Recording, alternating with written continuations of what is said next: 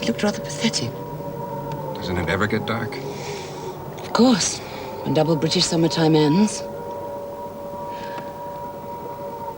You don't mind staying up here? No. If we are bombed... What then?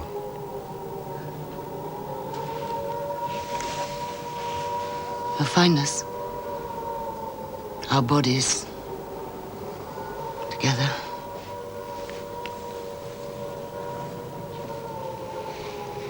Poor Ronnie.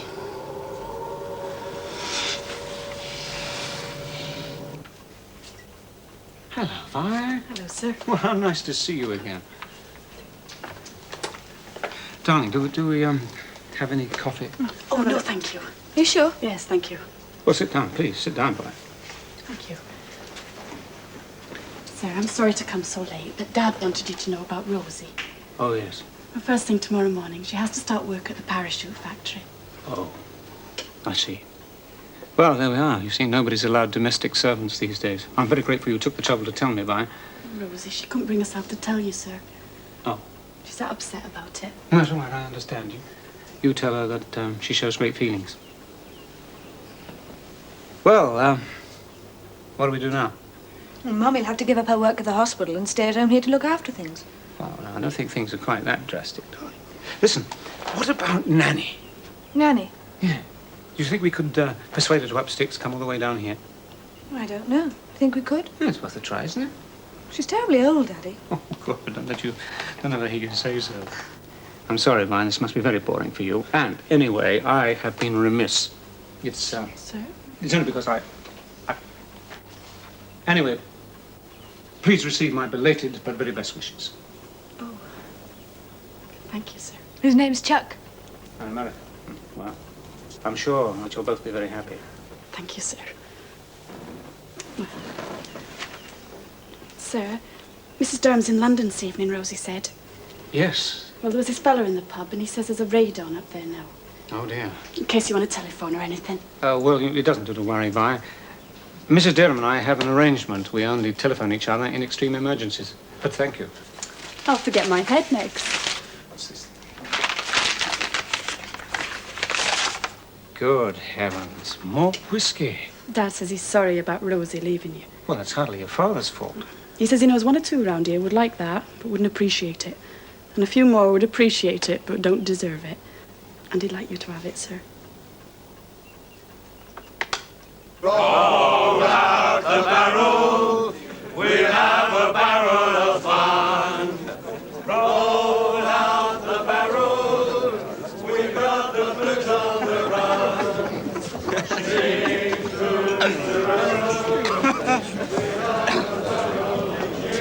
Take no notice of her.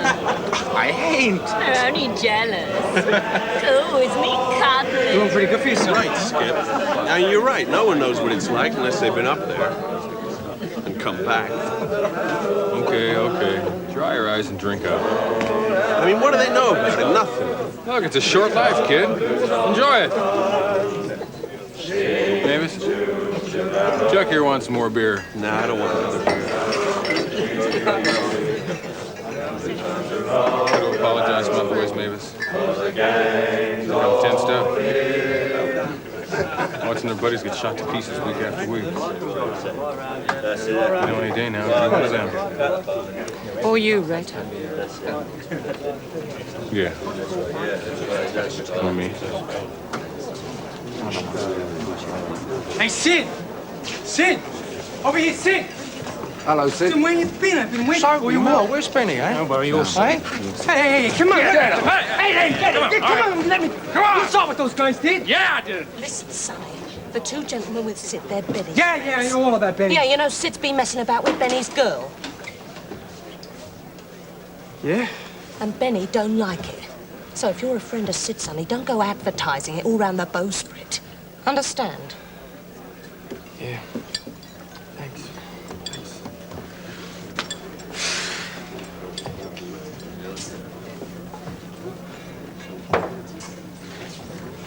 Chuck. These gorgeous dames here, here's you crying in your beer. What's so special about this Vidane? Show me one more gorgeous dame, Skip, and so help me. You're not his girl, are you? Not me. Well, well. Trust a lady to go pushing in where it's not wanted. Don't you get your snout out of my beer.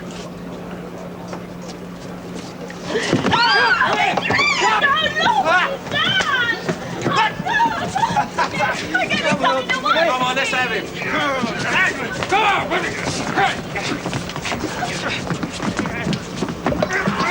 on, hey, you guys, come on! Get! What the hell did you do that for, Skip? What? I was going to flatten him. Elmer, look, he can't swim. Oh, God. Chuck, get her up. Oh, look at my dress. It took me weeks to save up the me coupon, but now it's ruined. Oh, look what you've done.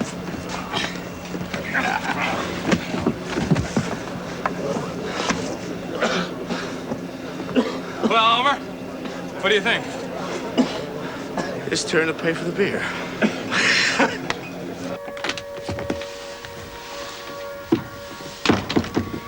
My friend the bartender.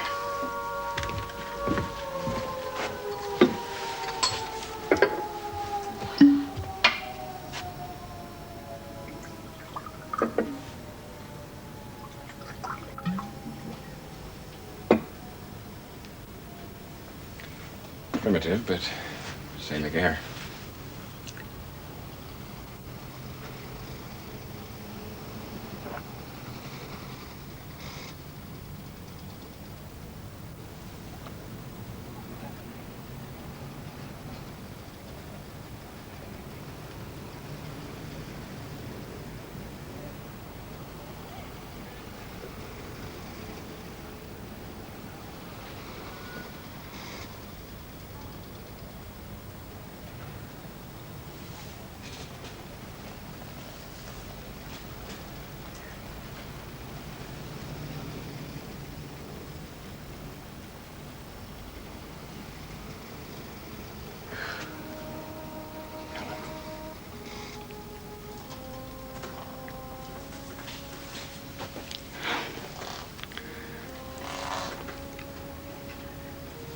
I want you.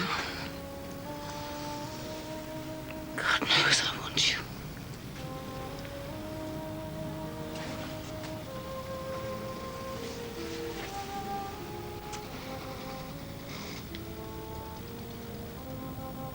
I'm sorry.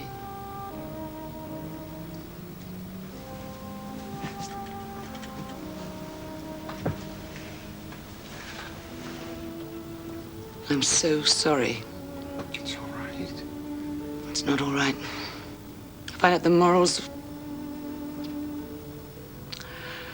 I can't even commit adultery properly.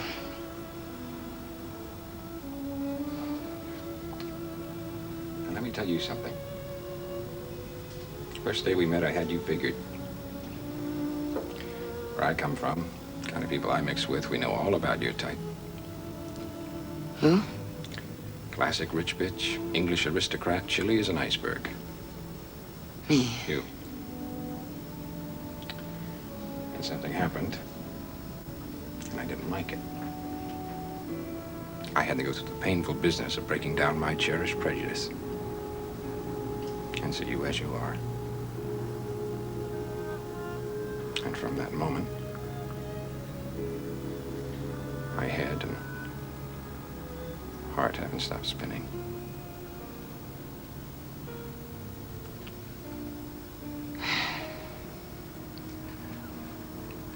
I don't know what to do. I know what I ought to do. I'm not strong enough. I thought I could cope. I'm a born coper. You ask anybody in Market Weatherby. I could cope with the awfulness at the hospital. Your young men, shattered, looking to me for help and strength. I could cope with the war.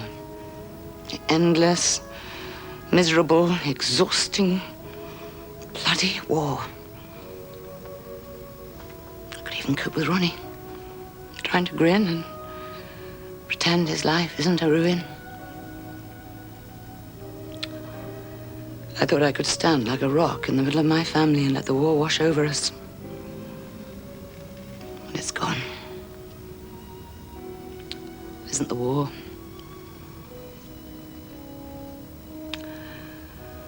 It's me.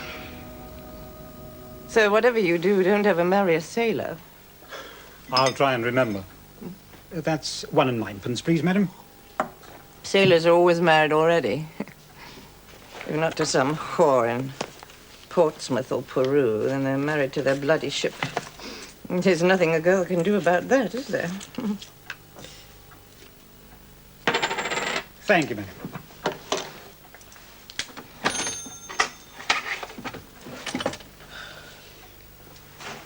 Didn't he turn up? Turn up? My darling, I've been stood up by my own husband. Ex-husband.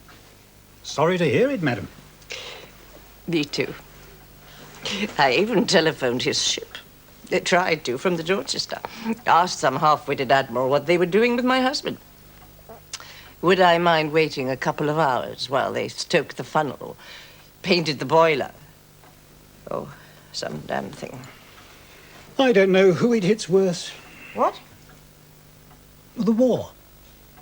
The men away fighting. The women at home waiting. The fighting I can put up with. There's all the other things. I've left messages for him all over London. If he wants me.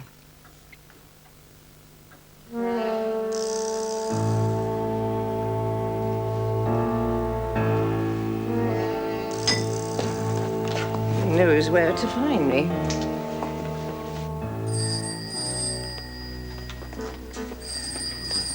Yes, all right, I'm coming. I'm coming. Hello. Mr. Durham? I'm sorry, what number are you calling? This is Durham House. We seem to have a very bad line here. I'm talking about your wife. Who is this? The line really is appalling. Sharing her room with a man, an American.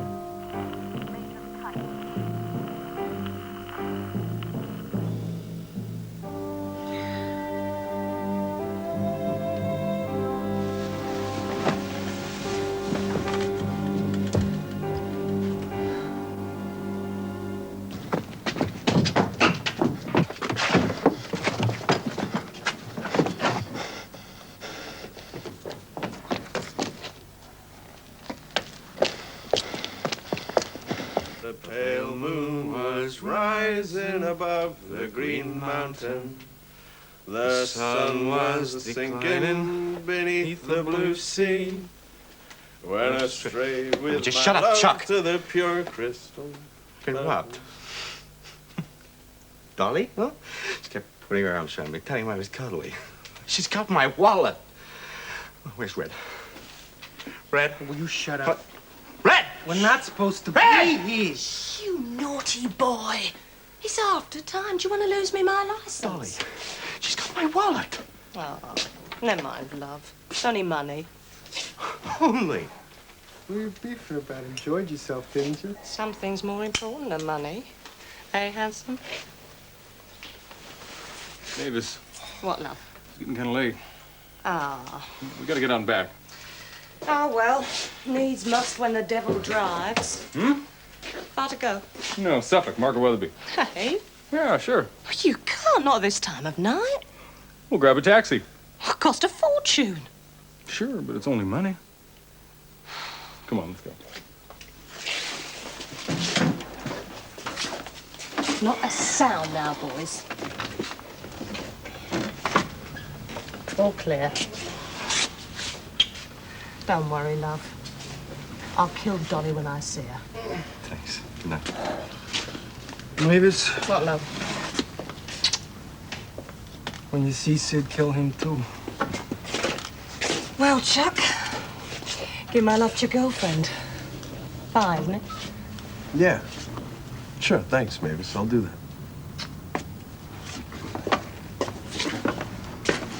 Well, Red. Oh, Mavis. You're a hell of a fine lady. Good night, Mavis.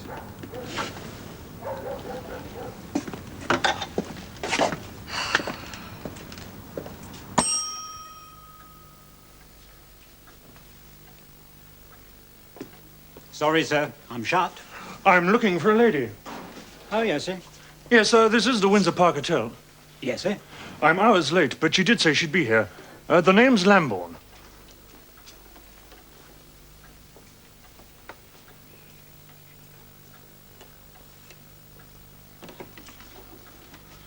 Tall, fine dark hair, about my age. Very well dressed lady, sir. Probably. She was here, Commander. Oh? Sat right there. Hours on end. Then all of a sudden, she just departed. She didn't leave a message for anybody?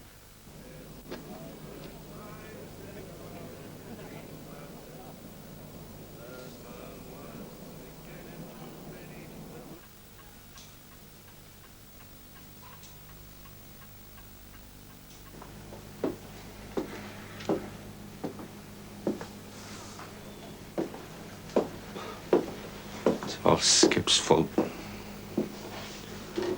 I should have stayed here. Gone for a drink at the Plough with my Rosie. You are Rosie. Hey, wait till the morning, huh? Then beat each other's brains out.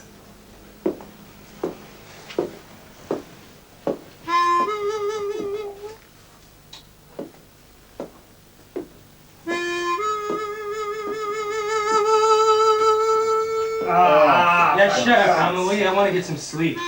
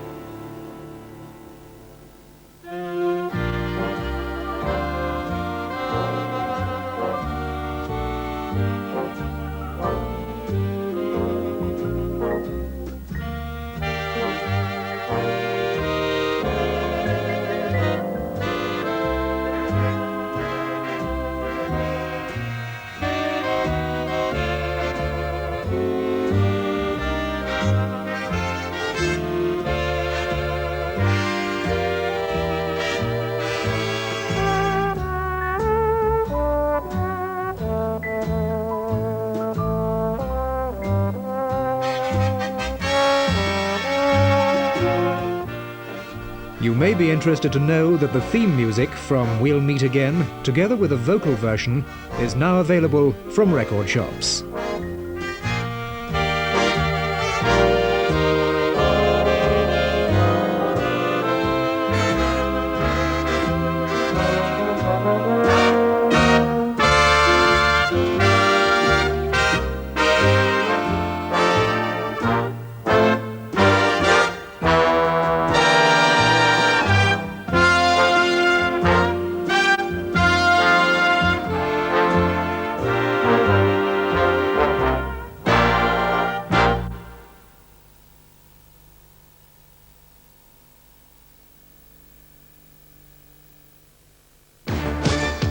Three big films coming this weekend on ITV. On Saturday at 9, Peter Sellers stars.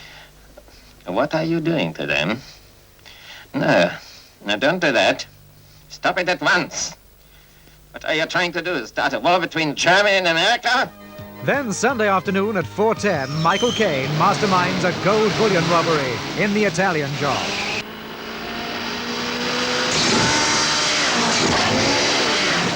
And on Sunday evening at 7:15, Bond is back in The Spy Who Loved Me.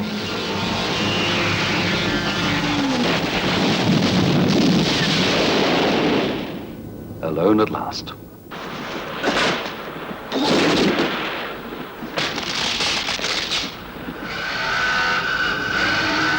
Don't miss Roger Moore, Michael Caine and Peter Sellers, 3 big stars on your screen this weekend on ITV. Next tonight on London Weekend Television, the latest news from ITN. Goodyear have proved to me that in the rain, the Grand Prix S puts more tread on the road. I'm convinced it's a major contribution to road safety. Every week, a group of Danes meet at the Carlsberg Brewery. Every week they ask themselves the same, but nonetheless very important question. Is the lager they have brewed deserving of the Carlsberg name? Every week the same question. And every week the same answer. Carlsberg, probably the best lager in the world.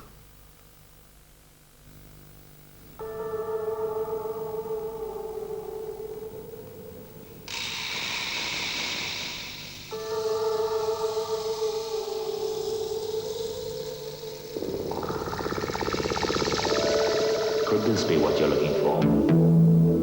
The new 323 hatchback from Mazda. Versatile luggage space, passenger safety zone, aerodynamic styling. A powerful new overhead cam engine running on 2-star petrol. Front-wheel drive. Self-compensating rear suspension. Fully independent on all 4 wheels. The new Mazda 323. A hatchback to get excited about.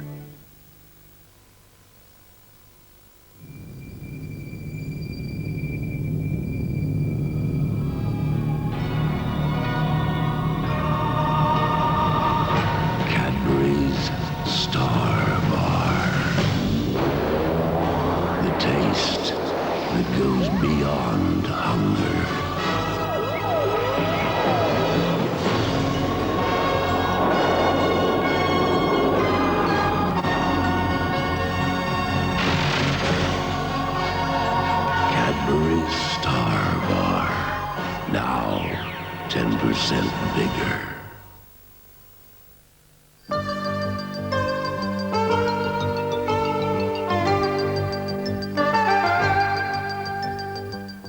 Three years ago, Mrs. Thatcher promised Britain's council tenants the right to buy their homes. But for thousands of them, the right to buy has turned into a fight to buy. Are London councils deliberately sabotaging the sale of the century? That's the London programme, tonight at 11. This is London Weekend Television, broadcasting from our studios on the South Bank. And now the latest news from ITN with Alistair Burnett and Sandy Gall. The time, 10 o'clock.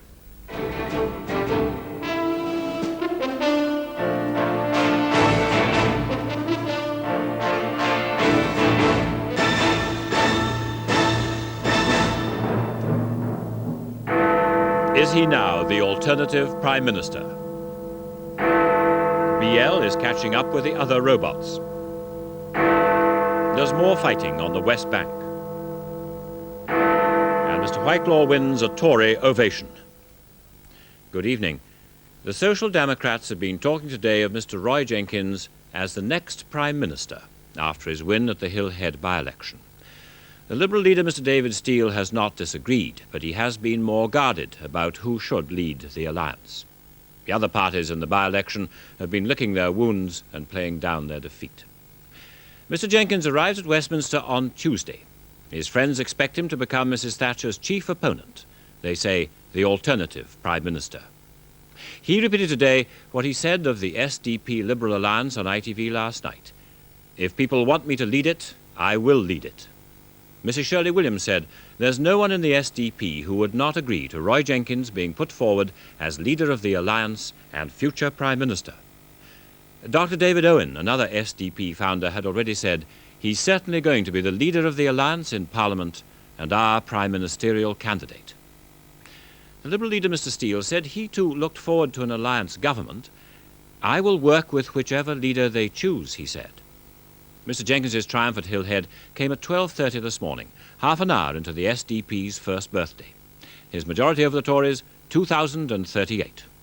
Mr. Jenkins, the Social Democrat, got 33%. The Conservatives second with 27, Labour 26, the Scottish Nationalist 11, and he lost his deposit. The SDP well up on the Liberal vote at the general election, Conservative and Labour both well down. In fact, the SDP up 18.9%, Conservative down 14.4%, Labour down 8.5%, and the Scottish Nationalist marginally up 1.2%. Today, Mr. Jenkins has been with his alliance partner, Mr. Steele, talking about the future at St Andrews. From there, our political correspondent, David Walter. Arrives to make his first speech as a Glasgow MP. The Scottish Liberals haven't had so much to cheer about for years. We have a unique opportunity, such as has not occurred for at least 60 years past. I believe we are well on the road to seizing it. But if we let it slip now, we would not forgive ourselves, and the British public would not forgive us either. The Liberals also heard from David Steele, who's widely believed to be willing to serve under Mr. Jenkins as leader of the alliance. We have all agreed that it would be wrong for our two parties to go into the next election, leaving the identity of the alliance Prime Minister in doubt or open to the vagaries of our alliance electoral arrangements. We cannot, however, take that decision until the leader of the SDP has been elected. I repeat that I will work with whichever leader they choose, but I hope that they may decide to resolve that matter sooner rather than later. Mr. Steele ended by recalling his childhood visits to Mr. Jenkins' new city of Glasgow. And it was dinned into me at an early age that the motto of this huge and lively industrial city was "Let Glasgow flourish by the preaching of the word." Today I say to this conference, let Britain flourish by following the decision of the people of Glasgow. Today, Mr. Jenkins could have been facing the political wilderness. Instead, he's being talked of as a future Prime Minister. Peter Sissons asked him if that was how he felt. I feel like a man who's fought very hard and occasionally fluctuated in an election campaign and has won it. And I believe that that is important in more than a purely personal sense, because I've been trying hard for the past year in a formal sense, a year or so beyond that, since I gave a lecture which in a sense started some ideas on this front moving. I've been trying very hard to change the shape of British politics, because I think they need changing in the interest of the country. And I think we've made remarkable progress in this direction. I think that the country now has a real third choice, apart from the two rather tired, failed old parties. And all my efforts are devoted to advancing this cause, which I believe is being extremely important for the nation. But are you now going for power? Are you now going for number 10? Well, what is certainly the case is the alliance is going for power. The alliance is going hard to win the next general election. And do you want to lead it into the next general election? If people want me to lead it, then I'm willing to lead it. How are you going to convince the people of Hillhead that you haven't used them simply to get back to power? I think that that view, which again people tried to use, was rejected by the people of Hillhead yesterday. I shall take this constituency very seriously. I've told them I shall take it seriously, but I've never concealed from them that I intend to try to play a major national political role as well, and that in my view, which I think they have accepted, to have a figure who is trying to do that as a member of Parliament for a constituency enhances rather than diminishes its influence. Mr. Jenkins, It's been a heady 24 hours for Mr. Jenkins. Jenkins, the Right Honourable Roy Harris, Social Democrat Liberal Alliance candidate, 10,106. The moment the SDP had been waiting for. Roy Jenkins was home, and home by a bigger margin than most of them had expected. As he left the count, there was relief as well as exhilaration on Mr. Jenkins' face. It had been touch and go. And so, on to the SDP party. Brussels had never been like this. In Warrington, he just failed. But this one, in the end, they said was easy. Well, we did do it after all.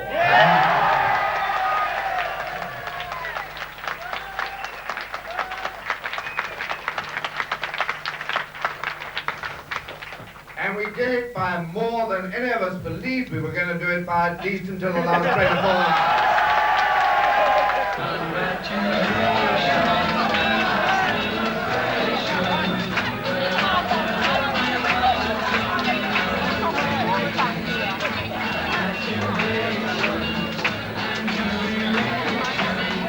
But half a mile away, Labour were serenading the victor as a nowhere man. Have a point of view. He knows not where he's going to. He's a member of the SDP. For a brief period earlier this week, the Wiseman camp thought they had it in the bag. Coming third was a big disappointment. And for the Conservatives, it was a bitter blow to lose their last stronghold in Glasgow, a seat they'd held since 1918. Their man, Jerry Malone, couldn't bring himself to take his seat at today's press conference. There's no doubt it's been Roy Jenkins' day today. The question remains how far this was his personal triumph and how far lesser-known alliance candidates in the forthcoming by-elections and council elections can keep the momentum going. Jenkins saying thank you. David Walter, News at 10, Glasgow. Both the main parties were quick to deny they'd been badly hurt by Mr. Jenkins' win. The Tory chairman, Mr. Cecil Parkinson, claimed the result proved voters were coming back to the Conservatives. Mr. Tony Benn said Labour would still win the next general election. At the Conservative Council meeting in Harrogate, the leader of the Commons, Mr. Francis Pym, gave his reaction. Well, we had a majority of 2,000 at the last general election, and now we've lost it by a majority of 2,000, and that really, in the middle of a parliament, after all that's happened and all the problems we're facing, I think is really not a bad result. But of course, I've always thought that the alliance was important, and of course we've always taken it very seriously in the party, and we'll get organised for the next election, which is wide open, and we're determined to win it. What does the Conservative vote at Hill Head say about the public's perception of the government's economic policies? Naturally, they're worried. Obviously, they're worried about unemployment and the problems we're going through in this world recession affecting all industrialized countries. Of course, they're worried about it. And I think if you bear that in mind, it's really remarkable how well our vote did hold up. We are going to unite, determined to win the next election. That's what I've said to the others, and I said to you now. And I'm sure that'll be the mood up and down the country. We've had setbacks in the Labour Party before. We overcome them, and we'll prepare for victory at the next general election. So, best of luck to you. In industry, BL management and unions have been holding talks, and they hope to settle next Wednesday to get a new deal in industrial relations. The deal has had strong union backing. It would mean better bonuses for productivity and new procedures for settling strikes. BL's workers, with the help of robots, have hit new productivity records at BL's biggest plant at Longbridge. Our industrial editor, Giles Smith, has been there. Today's deal will, in the view of both sides, be the icing on the cake of remarkable productivity improvements that have transformed BL's biggest plant from one of the least productive in Europe to one of the most. In 1980, each Longbridge worker was producing just 7 cars a year. Last year, that rose to 16, and so far this year, each man has been turning out Metros and Minis at the rate of 22 cars a year, an increase of more than 200%. The rest of our competitors aren't going to stand back and watch us. It's not just about us. They don't want us to be first in the world, so we've got to continue to do the things that they do and try and beat them. During the last 12 months, it's no secret that over 2,000 people have left Longbridge. We've still got improvement plans and we're still getting better, so we're continuing to run a voluntary redundancy scheme. I think an important point is no one has had to leave here. All of it's been achieved by voluntary means. Behind the improvement is the wide-scale use of robots. On this automated body framing line, each one gets through 256 spot welds in about as many seconds. Just 34 men work on the line, which would need nearly 150 if the welds were done in the traditional manner. And a Metro body shell comes off the line once every 48 seconds. We are seeing our bonus payments coming through, and hopefully we hope to see continue. But you have seen an awful lot of jobs go in the process. Colleagues of yours have had to leave. That is correct, and this is a great tragedy. But I think under the circumstances, for us to be competitive with our competitors, we've just got to have this sort of equipment in which invariably jobs have got to go. How do you feel about the people who've had to go? Yeah, well, the same actually. It's progress. it's better probably to save a few jobs than have no jobs at all. Longbridge is now producing 98% of its target, an unprecedented rate for the motor industry. But robots don't go on strike. Men can. Only a major industrial disruption would seem able to blow BL off course from its aim of breaking even next year and making a profit in '84. This is Cofton Park, seen in the past of the mass meetings that led to the big strikes in the 70s. It's empty now, and Sir Michael Edwards and whoever is to succeed him later this year will hope it stays that way as a result of the procedures already agreed in Longbridge and today's new industrial relations deal. Giles Smith, News at 10, Longbridge. Up to 750,000 people with company cars were told by the Chancellor, Sir Geoffrey Howe, today that the tax they pay will go up again next year for the third year running. It's going up by 20%. And if they get free petrol, they'll pay even more. The pound fell against the dollar today, closing at $1.7870. That's 1 1/3 cents down. American interest rates are rising, and a lot of people in the Chicago money market apparently sold sterling when it fell below $1.80 yesterday. Israelis shot and wounded a Palestinian on the troubled West Bank today. Israeli troops have clamped a tight grip on the area after several days of rioting, in which at least 5 Palestinians have been killed. In today's incident at Al Hul, Israelis in a civilian jeep fired warning shots, according to an army spokesman, to disperse a stone-throwing crowd. The West Bank has been tense since the Israelis sacked 3 Palestinian mayors. Derek Taylor is there. If there's going to be trouble, Friday midday is usually the time, as the mosques empty on the West Bank and crowds gather. That's what happened in Ramallah, and a score of Israeli paratroopers sped forward and fired into the air. The streets cleared within seconds, and the paras scoured the town to make sure it stayed that way. In Nablus, the other of the 2 West Bank towns where the Israelis turned the Palestinian mayors out of office yesterday, there was some desultory sparring.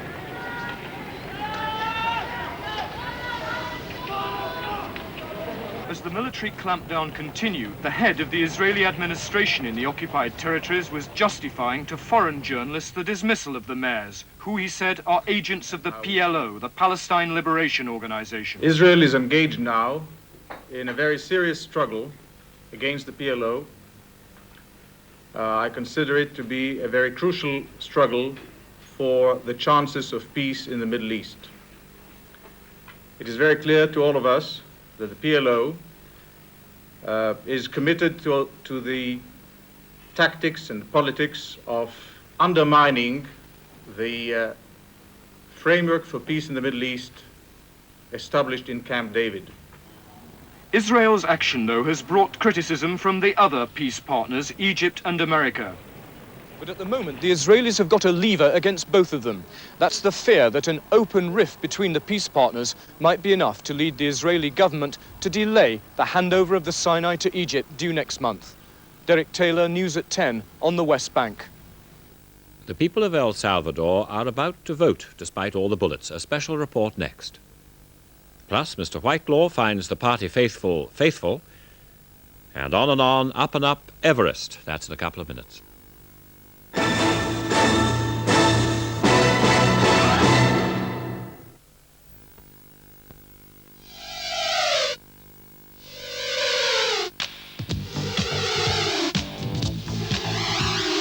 Switch to Michelin and drive the long runner.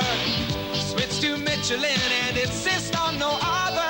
Switch to Michelin and drive the long runner. Switch to Michelin and insist on no other. Switch to Michelin and insist on no other. Thank you very much for the care they needed. Thank you very much. Thank you very, very, very much. Cadbury's Roses chocolates with all your favourite centres. Thank you very much for doing the dishes. Thank you very much. Thank you very, very, very much. Thank you very much just for being my missus. Thank you very, very, very, very, very, very, very much. New suit, Simon? Yes. Hello, I'm looking for something with a bit of room. How about the new Cavalier? Reckon it'll take this lot? Deceptive car, the Cavalier. Just look at this boot. Half as big again as the Cortinas. Sit inside. Oh, would you mind? It's nice. Oh, Not bad at all. Good seats. Plenty of legroom, too. I love to see a big family. Gives you a nice warm feeling. You can say that again. Vauxhall Opel. You'll like the people. You'll love the cars. Now, I want to tell you a story about a book so full of adventures. It was a real squeeze inside, but luckily they met a box who nodded off when they told him one of my jokes. So they all bundled in to make up even more stories than I know. Fabulam from Lego. Stories to build. The Puzzler, the great entertainment magazine for all the family. April issue out now. The Puzzler, 50p for a month of fun. Do you ever get the feeling you'd be better off somewhere else? For a great steak at a fair price, you're better off at a Bernie Steakhouse.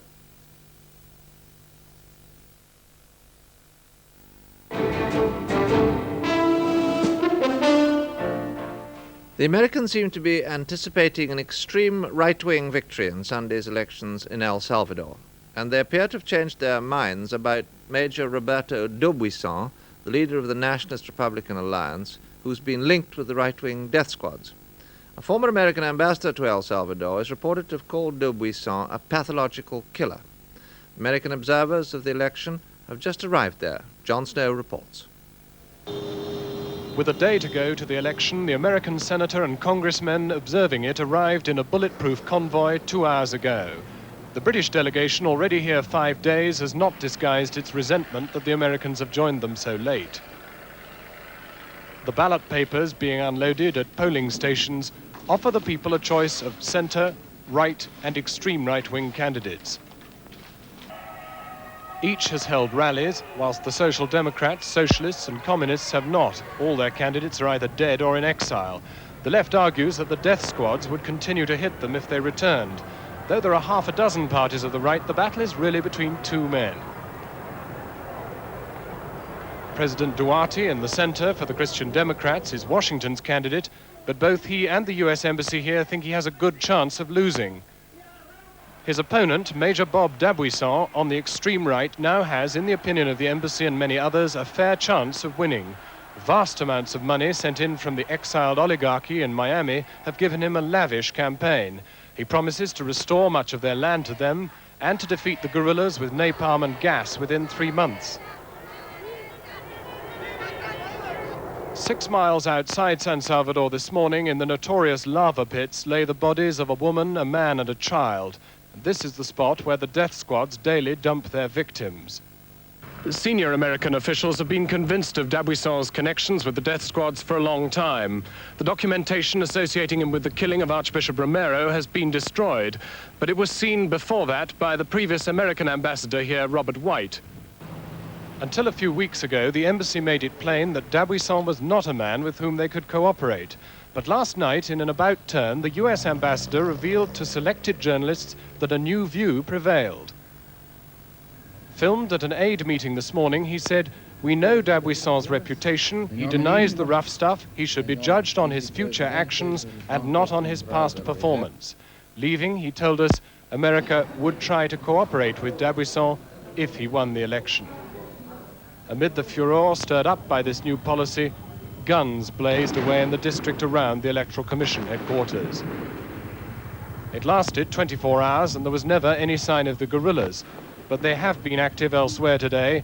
Their radio has warned of considerably more action here tomorrow. Jon Snow, News at 10, San Salvador. China gave a cool reception today to President Brezhnev's offer to patch up the 20-year quarrel between Moscow and Peking. The spokesman said China attached importance to the actual deeds of the Soviet Union. Western diplomats said this almost certainly meant a withdrawal of Soviet troops from Afghanistan and a big reduction in Soviet influence in Vietnam and the rest of Indochina, and this was unlikely. A 25-year-old research student who manufactured a powerful illegal drug in a university laboratory has been jailed for 4 years. The man, described as his marketing manager, got 3 years. Paul Barker told the judge he knew more than his professor. The judge said he was arrogant and bogus. In a laboratory at Sussex University, he made a drug called Bromo STP. He made thousands of tablets by dipping blotting paper in the drug. He was finally arrested with some of the drugs at a pop festival. The Home Secretary, Mr. Willie Whitelaw, got a standing ovation today after a speech to Conservative Party activists at Harrogate. He spoke in a debate on law and order at the annual conference of the party's Central Council. And to judge from his reception, he's emerged triumphant again after a week fending off his critics. From Harrogate, our political correspondent, David Rose. Mr. Whitelaw must have been worried about what sort of reception he'd get today. There had been rumblings from the party's grassroots, and he'd been given a rough time by the full party conference on this issue last year. But in the event, every speaker except one supported him. Mr. Whitelaw defended his record and contrasted it with his predecessors and opponents. It was Labour Home Secretaries like Roy Jenkins who failed to provide the prison places, for whose shortage they now criticise us. I am tired of those, whether Liberal, Labour or SDP, who, far from supporting the police and encourage the public to help, concentrate on criticism and complaint. He was clearly delighted by the way the debate had gone. And may I once again thank you deeply for the support and help which you have given to me at a difficult time. And they rose to him. Afterwards, Mr. Whitelaw told me that he had been hurt by previous criticism from within his own party. Many of these representatives of the Tories' grassroots are worried by the crime figures. But today, few held the Home Secretary personally responsible. There's no doubt that Mr. Whitelaw has received almost total support from the Conservative Party workers here at Harrogate. This time last week, he faced what looked like a tough week of criticism, from first on Monday, Tory MPs, then in the House of Commons yesterday, and then here from party workers in Harrogate. But tonight, his position looks very much stronger. David Rose, News at 10, Harrogate. More than 900 jobs have been saved at the Lucas battery plant in Birmingham. Lucas beat off competition from chloride to provide BL with 500,000 batteries a year. But as this week's ITN job survey shows, not everyone has been as lucky. British Aerospace are cutting 1,200 jobs at centres on North Humberside, Bracebridge Heath in Lincolnshire and Bitterswell in Leicestershire. The same number are going with the closure of metal box plants in Monmouth, Leicester and Wigan. In Birmingham, Hardy Spicer transmission components are getting rid of 300. The same number go at Stone Platt Industries in Macclesfield. In West Wales, 200 jobs are going at the Delinair car heater company. In North London, 190 have gone at the ABC pie factory and 100 at Haskins Shutters in Basingstoke. On the brighter side, Sperring's News Markets will provide 600 new jobs around Southampton, as will the Panel Plus Furniture Company in Peterborough. In Scotland, there are 200 new jobs at Greg's Bakery in Rotherglen. Conoco in Aberdeen will take on the same number, and there'll be another 100 at the Glenrothes Entertainment Complex. In the northwest, there'll be 130 new jobs at Dynachi Sykes Robotics in Preston and 120 at a Co-op store in Chester. New orders this week. Foster Wheeler of Reading have won a £60 million engineering contract in Sweden. 15 million of it will come to Britain, while Leyland Buses in Lancashire and Volvo Trucks in Irvine and Falkirk have both secured orders worth £10 million each. The Royal Navy is closing its hovercraft trials unit on the Solent in Hampshire as part of the defence cuts. 3 hovercrafts are being sold off and about 100 servicemen and women will be transferred to other jobs. 1 hovercraft will remain, the only one still operating in any of the 3 services. Tonight, soccer in the 4th Division. Colchester 2, Hull 0, Stockport 1, Darlington 0, and York and Scunthorpe fighting to avoid the embarrassment of re-election, York 3, Scunthorpe 1. In Durban, South Africa made 181 for 9 declared in the first innings of their last match against an England 11. The England Rebels 14 without loss. The main points of the news again. The Social Democrats have been talking today of Mr. Roy Jenkins as the next Prime Minister after his victory at Hill Head. BL's productivity is going up thanks to its robots. The Israelis shot and wounded another Palestinian Arab on the West Bank today. We've just had the problems on the space shuttle. The problems with the radio system have got worse, and Mission Control say they may have to bring the spacecraft back to Earth earlier than Monday. Finally, the British expedition, which is trying to climb Everest by a totally new route, is now establishing a base camp 16,000 feet up the mountain. ITN has just received the first film of their arrival in Tibet, shot by one of the climbers, Joe Tasker. Sam Hall's been admiring it. The British team, 4 climbers, an expedition doctor and a base camp manager, is one of the smallest expeditions ever mounted on the world's highest peak. And the route they've chosen for their assault is the east-northeast ridge. It's never been climbed before, nor even attempted, and they hope to do it without oxygen. Looking pensive, Charles Clark, the expedition doctor. First off the plane in Lhasa, the Tibetan capital, was Adrian Gordon, who'll be organising the base camp. And behind him, Chris Bonington, who led the successful British Everest expedition in 1975. Sightseeing in Lhasa was just the first stage of a long process of acclimatization. This is the Potala Palace, former winter fortress of the Dalai Lama's 12,000 feet up. Peter Boardman, who climbed Everest in 1975, like Dick Renshaw, will need 6 weeks or more to get used to the altitude. The expedition has provided a unique opportunity for the team to see a city still visited only rarely. Many of these pilgrims walked 100 miles or more to visit the Holy Palace. Dr. Clark, who will also study what a lack of oxygen does to the eyes at high altitude, was surrounded by Tibetans who'd never seen a Westerner before.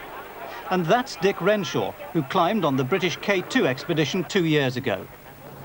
It's a 200-mile drive from Lhasa to the base camp at 16,000 feet. Too easy, really, because most expeditions trek to base camp and acclimatise on the way. So the British team are stopping for a couple of days every time they gain 1,000 feet in height. This was their first view of the mountain, which has only once been climbed by a small team and never by a small team on a new route without oxygen. And that's the news from high and low tonight. Good night.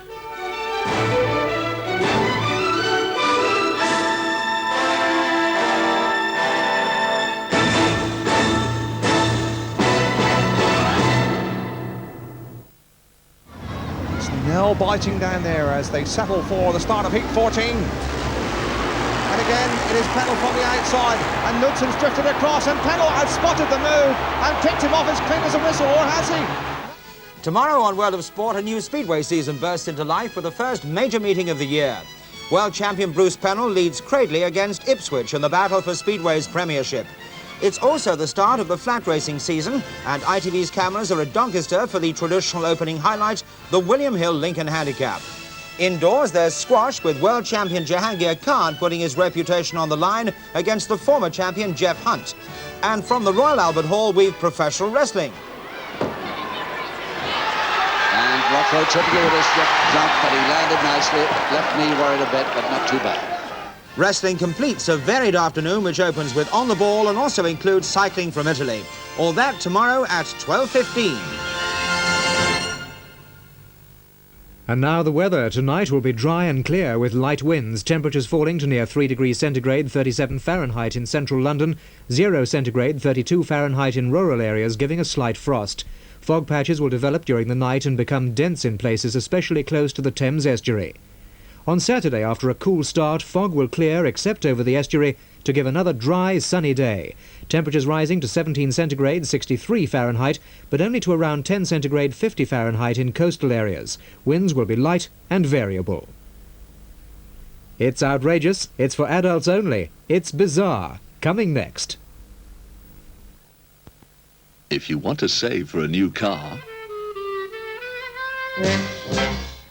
a NatWest deposit account will help you get going. If you want to save for a holiday, a NatWest deposit account will help you on your way. Save as much as you can when you can with a NatWest deposit account. And the interest they pay you means you'll get more out than you put in. Ask about saving with a deposit account at NatWest for an easier way of life.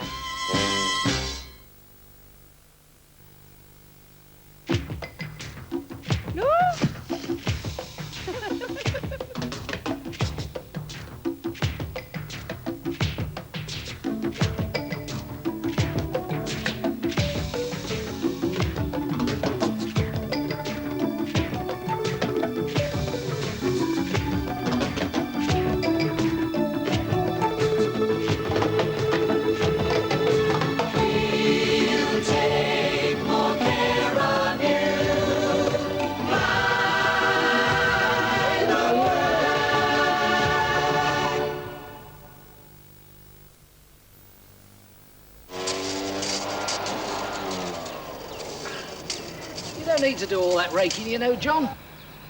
You tried telling Mary that. Well, I've got a hovermower too. If you cut the grass regularly in the summer, all those cuttings mulch into the lawn. Oh, yes, and what's regularly? 2 or 3 times a week. 2 or 3 times a week? I'd rather rake up than do that. You don't have to do all that raking, John. Don't you start. That's what I told him. Yeah, or mow 2 or 3 times a week. Oh? What kind of a hovermower have you got? Who said anything about a hovermower? The Qualcast Concord. Wet grass or dry, short grass or long, for a perfect lawn, it's a lot less bother than a hover. Fancy a quick one, then? Oh, thanks. I'd like a quick one. Here we are, then. Oh, cheers. Oh!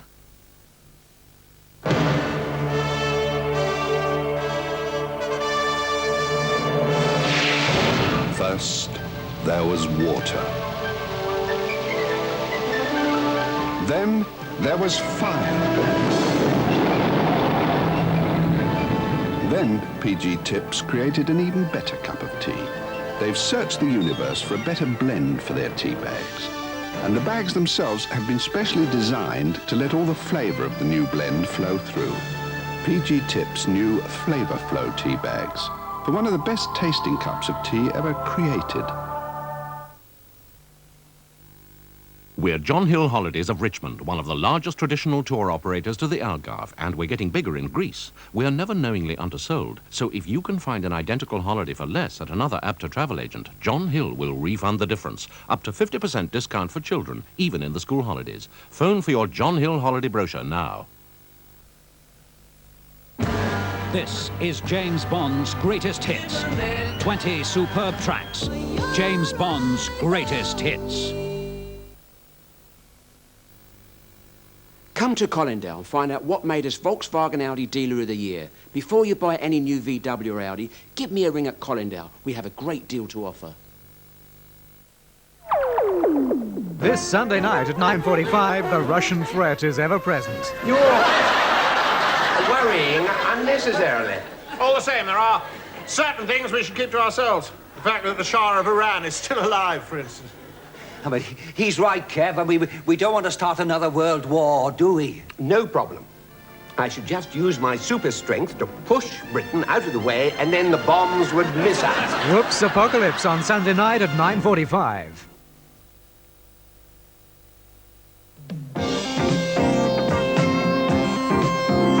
Ladies and gentlemen, the star of Bazaar, John Miner.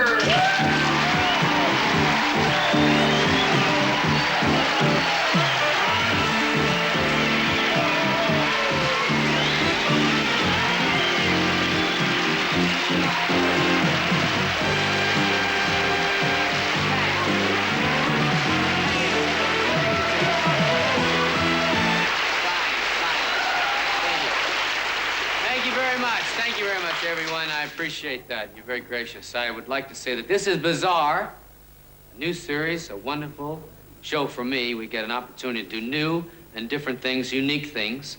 And keeping that in mind, I'd like to begin with an impression of Ed Sullivan. It goes something like this. You know, I hear all your United States Canada. If I drove here, what keep it you? Really happy, John. Really happy, rock you. Really happy, rock you. John. What? What is it? Bungalow bar?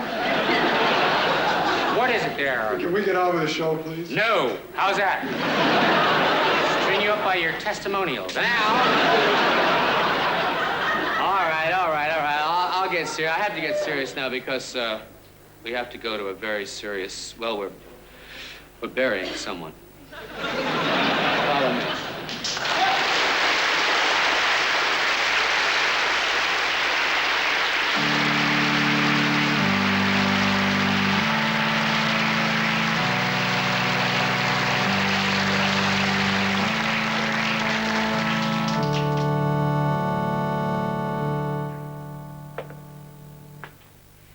We meet here today to pay our last respects to the great Tortoni, the greatest magician who ever lived.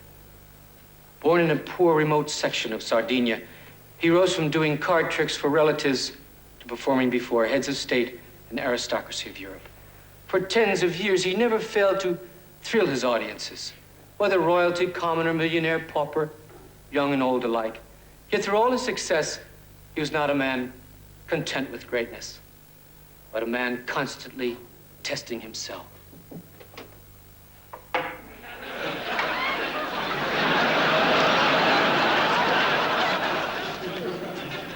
Always pushing for greater and more grandiose tricks and triumphs. He was a man who put his whole heart and mind into each undertaking, always trying to top himself. But only those of us who knew the great Tortoni off stage knew his true greatness. He was a man who was as generous as he was talented, as humble as he was famous, and yes, as kind as he was brilliant.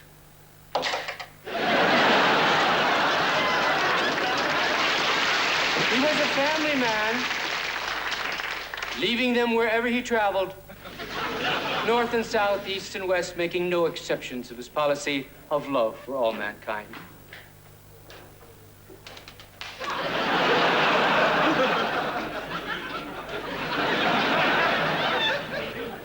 The great Tortoni takes the high road and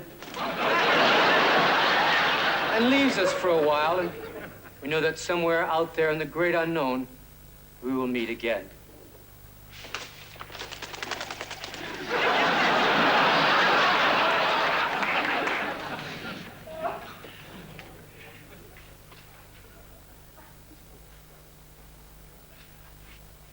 Farewell, Tortoni.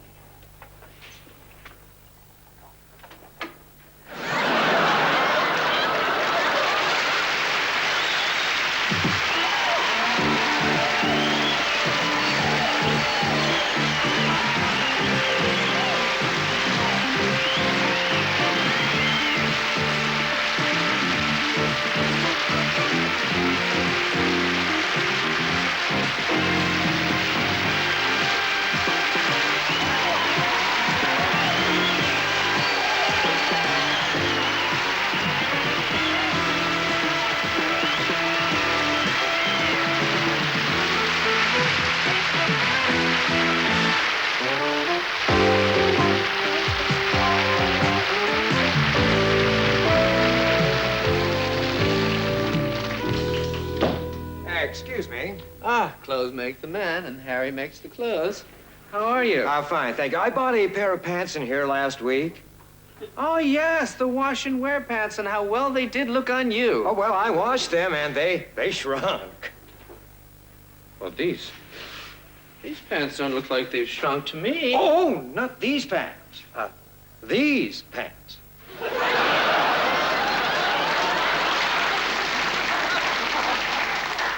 Well, they do look a little snug. Why don't you go try them on? We'll see if we can let him out a little bit. This is ridiculous. I would like my money back. I'm sorry, sir, we don't refund money. But if you're not satisfied, we can make an exchange. Oh, you mean a new pair of pants to go with the coat? No, I thought perhaps of a coat to go with the pair of pants.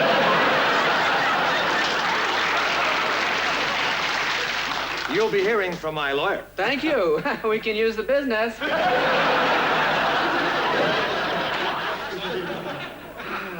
Yeah, that's great. Comfortable, good fit, and it doesn't itch like wool. No, sir, it's not wool. What is it, cashmere? No, not cashmere. Really? Orlan? Not Orlan. Well, it's fantastic. What is it? It's a new substitute. Mm-hmm. It's horse meat. Never heard of it. Horse tweed. Horse meat. Horse meat? Right from the can.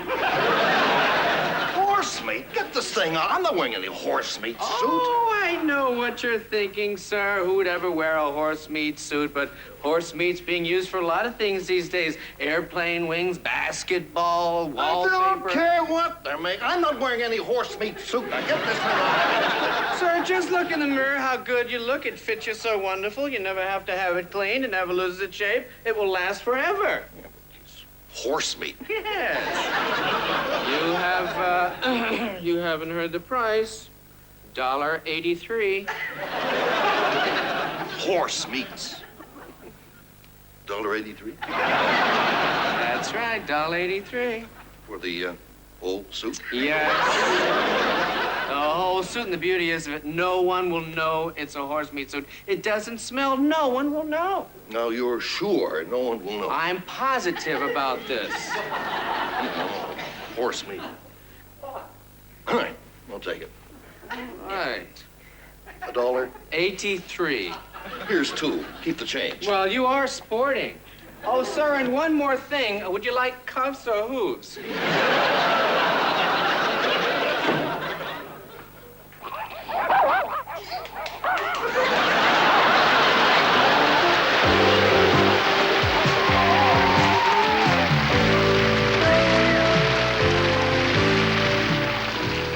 Mr. Roselli, Candy Darling is here to see you. Send that stupid cheerleader in. Hi. Hello, Candy. Sit down, please. Candy, have you seen this magazine? You have. Well, I was reading one of the articles in here, and it happened to fall open on this page, a photo essay of an NFL cheerleader. Now, correct me if I'm wrong. Candy, is this not your upper torso? Yes. Candy, Candy, Candy, how could you do this to us?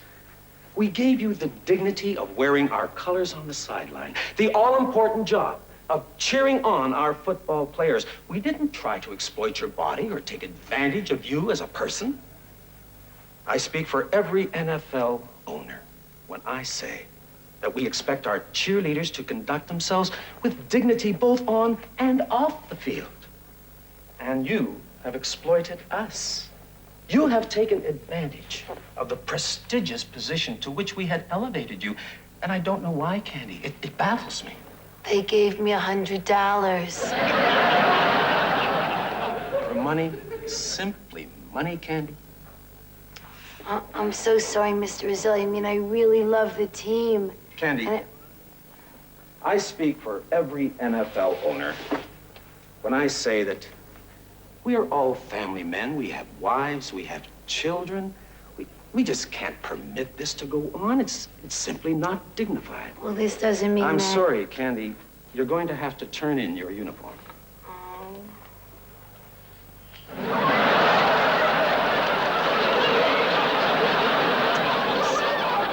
So am I, Candy.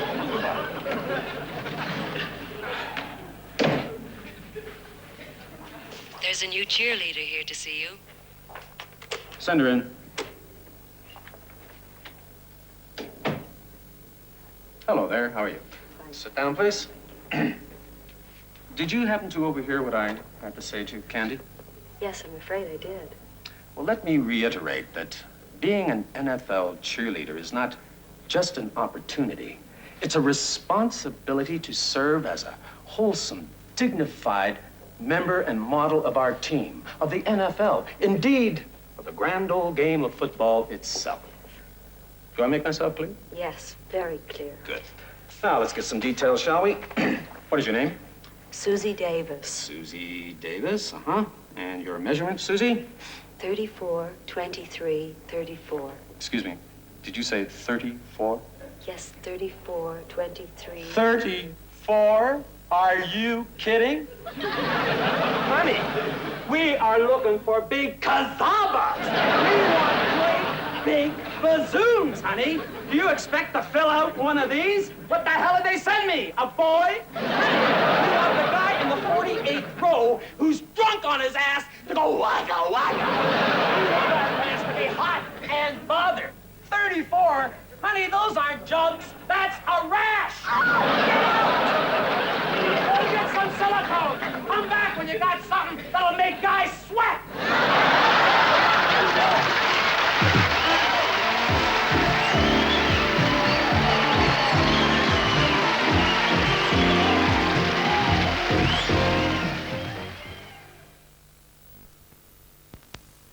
Scholars need keen powers of observation. So, can you spot the 20 deliberate mistakes in this pub?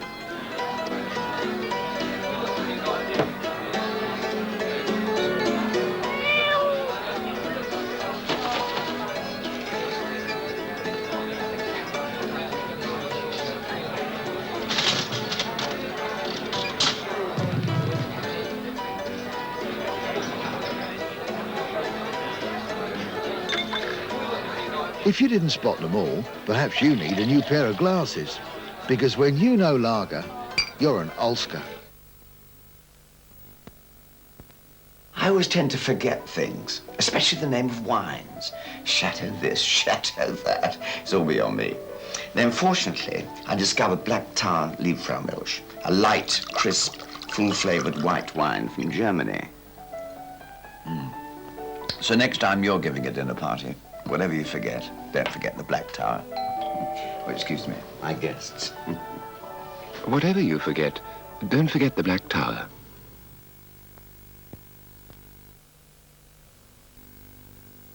You make me feel brand new. You make me feel so clean right through. Biotex loosens everyday dirt and stains like blood and sweat, gravy and egg. With no rubbing, no bleach. It's the only specialist soaker and pre-washer. You make me feel brand new. You make me feel so clean deep down. Biotex, the only specialist soaker and pre-washer. The Scottish Highlands and Islands. Whatever kind of holiday you're still looking for, you'll find one here to suit your taste, your pocket, and your interests. And all you need to know is in one free brochure from the Scottish Highlands and Islands. Get this super free package-filled holiday ideas brochure. Phone 01 200 0200 now.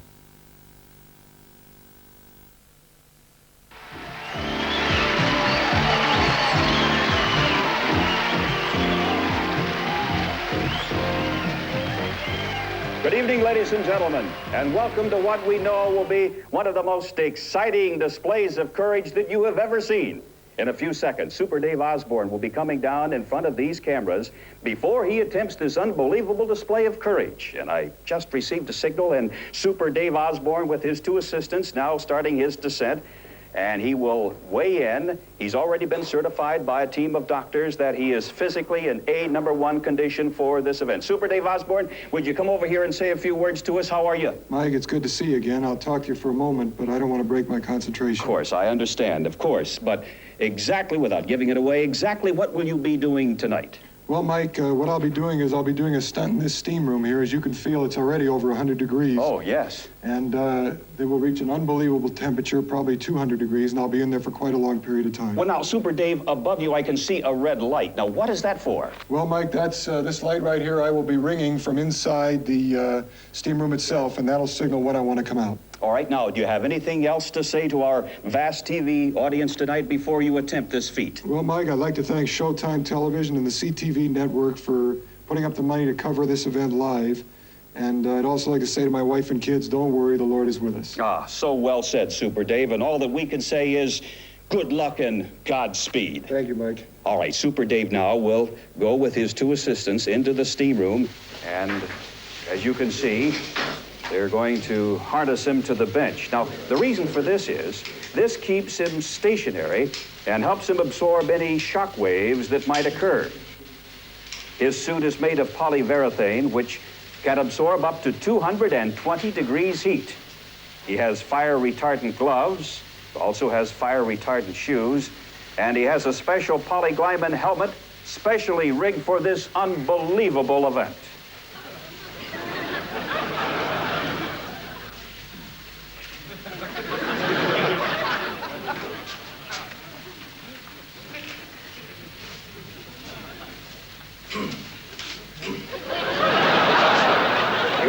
For this event is 29 minutes and 35 seconds. 29:35.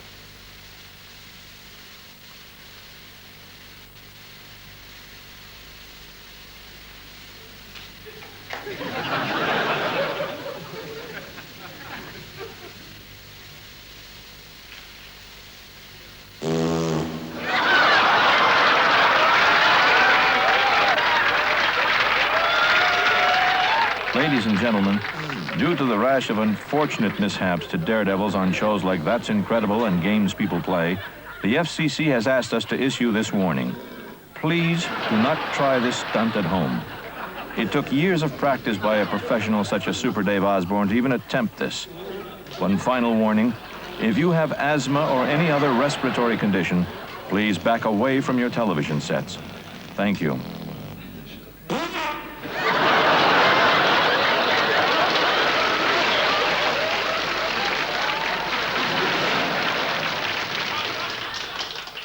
assistants, come on in and lock it up tight.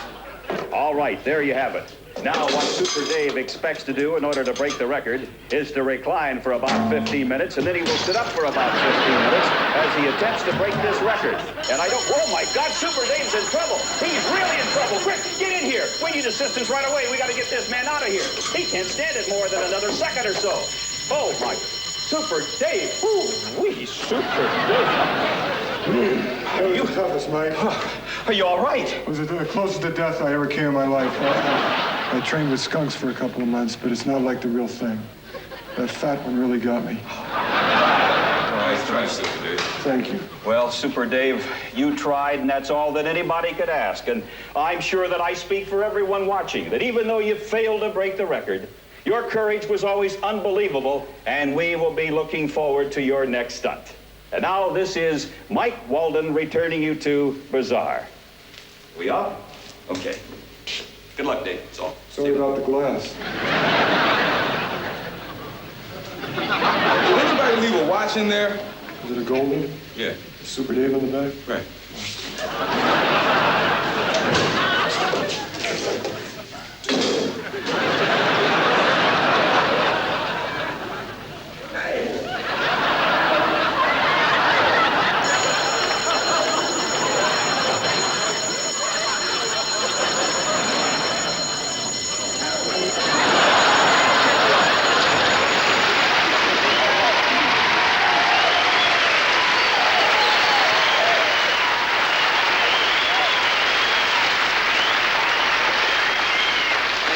I've got fantastic writers on the show. I feel really confident with the material they give me, but every once in a while I get a feeling inside about something that's funny on my own.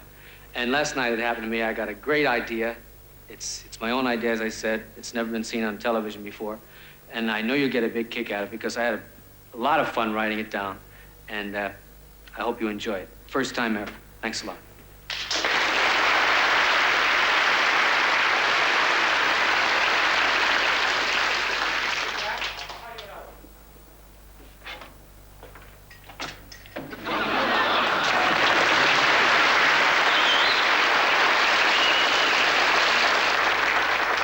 Well, you look at this Laszlo, my brother. The singles American bar. I bet I really scored a home run tonight. Let's boogie over to the bar and swing our bodies so the foxes notice the large bulges in our tight pants. Oh, girls, take care of your foxtails, eh?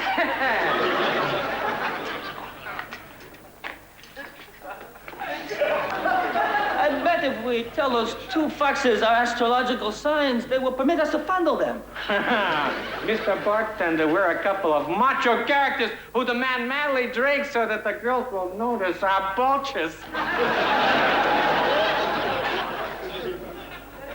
John, look, man, I'm sorry. I can't go through with this. What do you mean? Aren't there foxes out tonight? What I mean, John, is that Steve Martin and Dan Aykroyd did this bit on Saturday Night Live 5 or 6 times. Steve and Dave? I never heard. Now, what are you crazy? I never seen this thing before in my life. John, come on, man. It was one of the most popular sketches they ever had on that show. Oh? Well, did the guys walk like this? Yeah, they did. And did they say, excuse me? Yeah, they did. Well, did they fire you in the middle of the sketch, huh? Did they kick you out of the studio and tell you you'll never work again, huh? Did they tell you to go out and collect wild and crazy unemployment, huh? No, they didn't do that. Yeah, it's a different sketch then, huh? Now get it.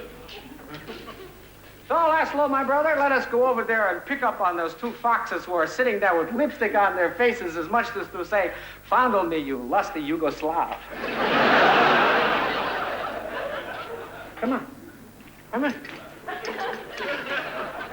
Hey. Yeah, I'm sorry, John. The bartender's right. You didn't create the sketch. Well, the bartender doesn't know anything, and he doesn't work here anymore. I saw the sketch on Saturday Night Live. Well, then maybe if both of you saw it, I guess that's a witness, huh? Well, maybe I did see a little bit of it once, a little accident, maybe, as a bit at the end, maybe, eh? But tell me, did one of those fellas do that?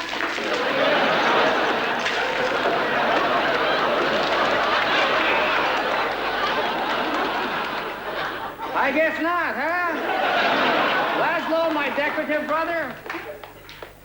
Oh, then. Hello, foxes who are on my payroll. I think I have happy feet.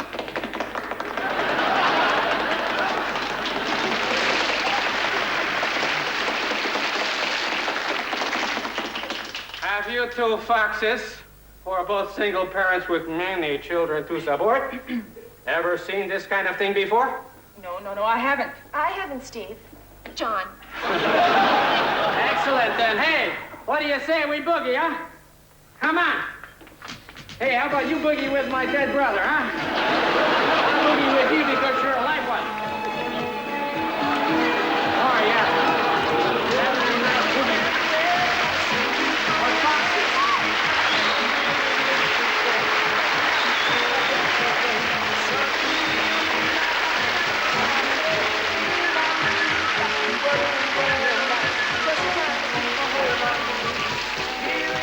Hold it. Stop the music, please. We had one little thing that didn't work here, so I thought I'd stop the music rather than start all the way from the top. So, Laszlo, my brother, you want to get up for a moment, please? Okay, are you standing straight? Did those guys ever do this?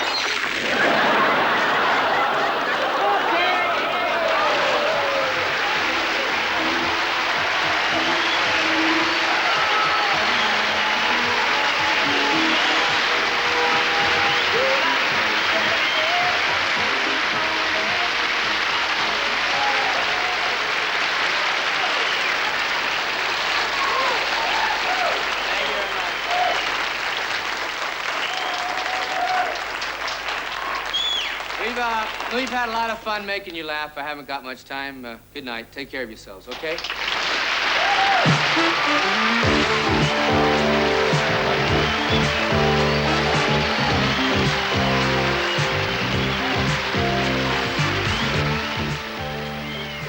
Bizarre will be back on Saturday, April the 24th at 11:25.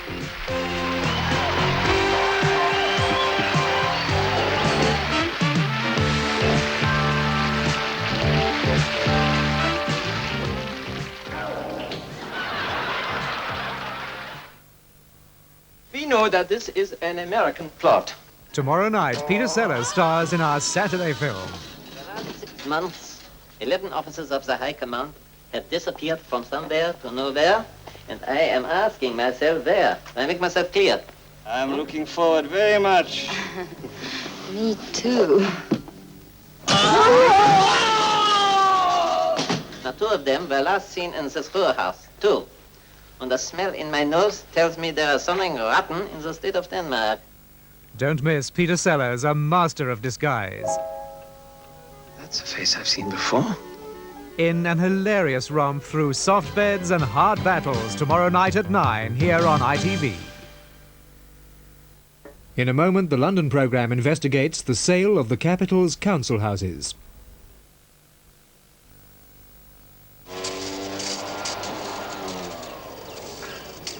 You don't need to do all that raking, you know, John. You tried telling Mary that. Well, I've got a hover mower too. If you cut the grass regularly in the summer, all those cuttings mulch into the lawn. Oh, yes, and much regularly? 2 or 3 times a week. 2 or 3 times a week? I'd rather rake up than do that. You don't have to do all that raking, John. Don't you start. That's what I told him. Yeah, or mow 2 or 3 times a week. Oh? What kind of a hover mower have you got? Who said anything about a hover mower? The Qualcast Concord. Wet grass or dry, short grass or long, for a perfect lawn, it's a lot less bother than a hover. Fancy a quick one, then? Oh, thanks. I'd like a quick one. Here we are, then. Oh, cheers. Oh! I've always thought the best part of giving a dinner party is that moment just before they all sit down, when one can relax and look forward to all the good things to come. Like the after-eight mince, deliciously dark and cool and slender in that marvelously elegant box. Perhaps that's the reason why, every time you reach for a box of after-eight, there always seems to be just one missing. It's the Findus French Bread Pizza Variety Show. Introducing new sprinkle-on pizza herbs. So welcome the cheese and tomato variety, the bacon variety, the Italian-style sausage variety, and the delicious new barbecue beef variety. Findus gives you more toppings, a free sachet of herbs, and success on a plate for you.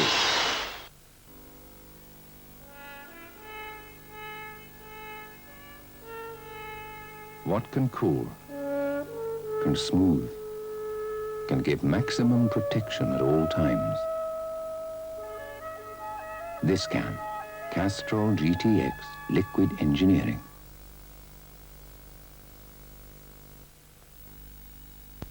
This is where nature created her own garden in the sun. It's the home of Cape fruit, the fresh from the sun fruit. That's why Cape grapes are so luscious, juicy, and sweet. And that's why next time you pick grapes, you should pick Cape. Cape grapes from the Cape of good quality. I played bowls with Mr. Kipling last week. It was a close game, but I wasn't surprised when he won. We took tea on the terrace, and Mr. Kipling produced some of his country slices, full of currants and sultanas, topped with crunchy sugar and flavored with cinnamon and nutmeg. Everyone agreed that Mr. Kipling was even better at making cakes than he was at playing bowls, and Mr. Kipling plays an exceedingly good game.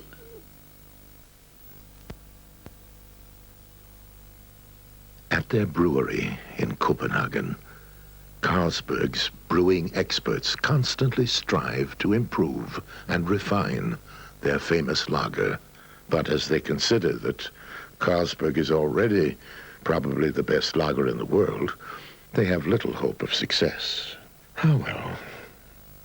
Carlsberg, probably the best lager in the world.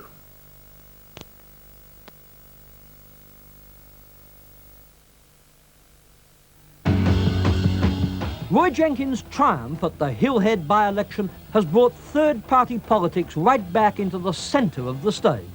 But in spite of Mr. Jenkins' remarkable performance, support nationally for the Alliance of the Centre seems to have been slipping in recent months. Now, after Hillhead, can the Alliance attract and hold enough support to win a general election? Watch Weekend World live on Sunday at noon. On Sunday evening, the British television premiere of what has been described as the best Bond movie ever made. Roger Moore stars in The Spy Who Loved Me on Sunday evening at 7:15. Coming back to this evening, our thriller will be just a little later than advertised. Also a little later than advertised, the London programme.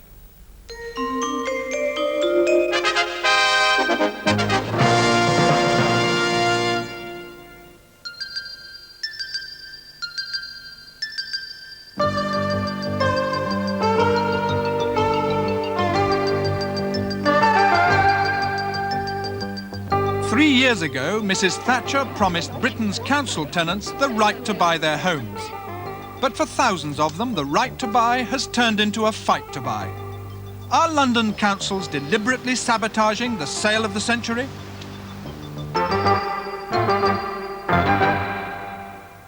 Good evening. This week, the government launched an expensive advertising campaign to persuade those council tenants who haven't already done so to apply to buy their homes. The right to buy was one of the most radical promises the Tories made in the last general election. And with many council tenants who've traditionally been more inclined to vote Labour, it was also one of the most popular. It's now clear, however, that the sale of council homes is giving rise to the same sort of conflict as did the introduction of comprehensive education a few years ago, with a number of local authorities determinedly resisting the will of the central government. Our report tonight shows how for many council tenants in London, the right to buy remains a promise that's still unfulfilled. Later in the programme, we'll be talking to John Stanley, who as Housing Minister is responsible for enforcing that right. But first, we're going to look at the ingenious devices some London councils have employed to try to turn the sale of the century into a non-event. In August 1980, Margaret Thatcher invited the media to a symbolic occasion. She handed over the deeds of a Romford council house to mark the passage through Parliament of the right to buy. Mrs. Thatcher saw the sale of council homes as central to her political philosophy of giving people more freedom and responsibility.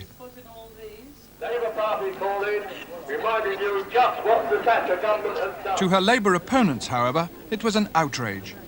They claimed that it was socially divisive, would lead to more people being homeless, and was tantamount to asset stripping. Beneath this ideological conflict, though, there was a cruder political one. The Conservative Party has always relied on the votes of the skilled working class if it's ever going to win a majority at a general election. It's been the belief of Tory party leaders that if you can make these skilled working class people property owners, they're going to be more likely to vote Tory. They'll have a pride in property and an interest in the values of the Tory party. And therefore it was a major plank at the last election of selling council houses. The belief was that this would attract the votes of this group of skilled working class people. The government's new act made the right to buy effective from October 1980. It laid down a simple procedure for council tenants who want to buy their own homes.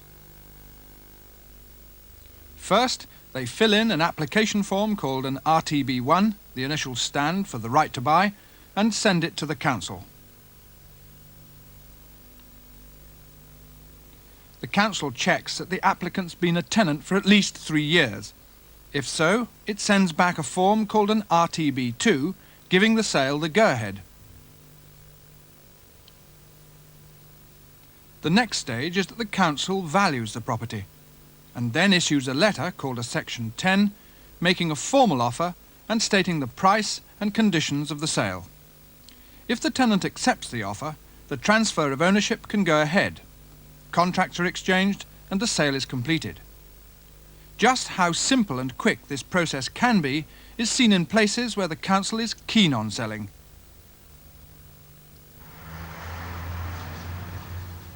Every month, Ken Scott sets up shop in and around the South London borough of Bromley. His aim is to sell to as many people as possible the idea of buying their own homes. He explains to people how easy the whole thing is. Have you made any inquiries before about the possibility to purchase? No. You haven't? Fine. Well, the idea is that you have to fill in one of these right-to-buy forms, and this is simply asking us to get you a valuation. It's your application to exert your right to buy. I find that people don't realise that they've got the right to buy.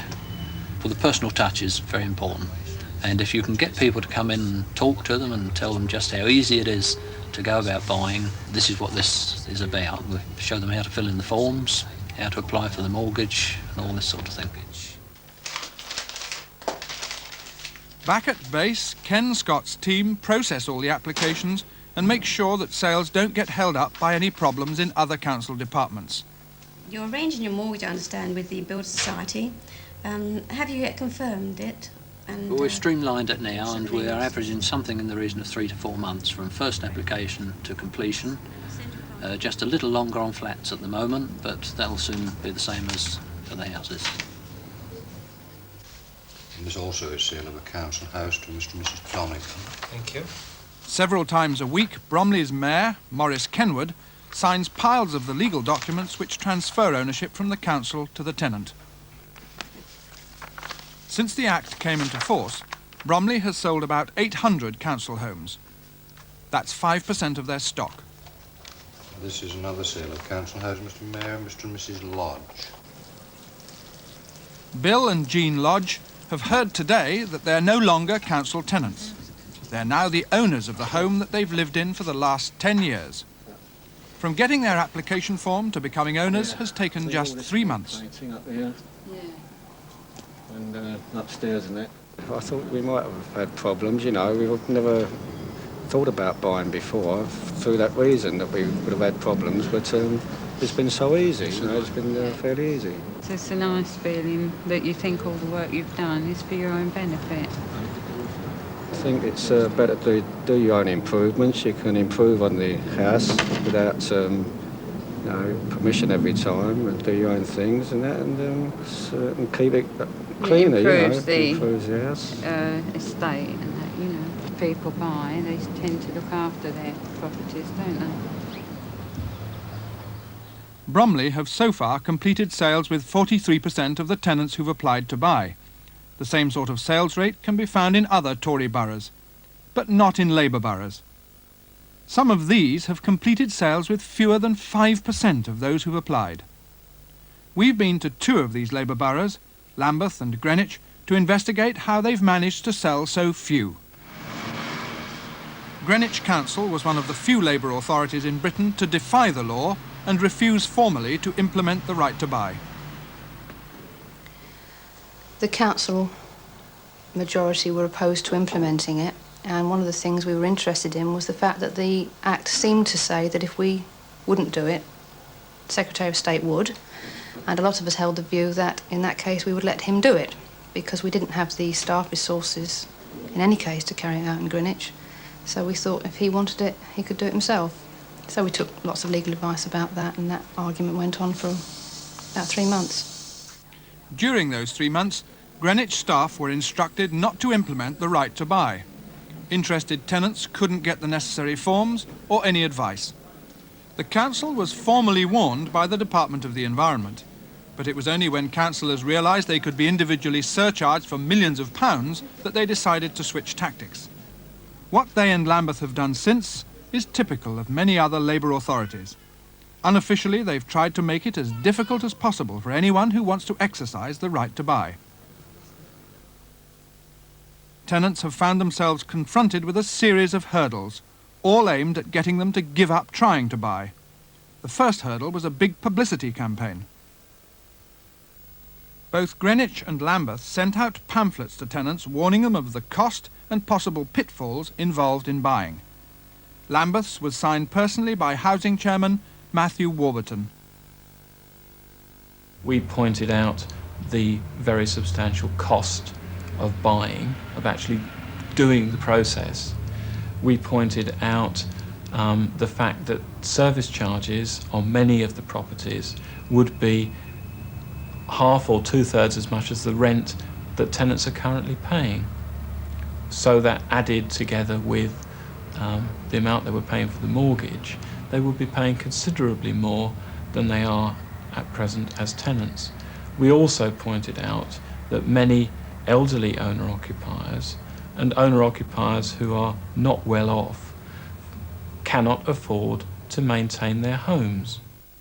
In fact, the Lambeth pamphlet contained a number of inaccuracies which substantially overestimated the cost of buying.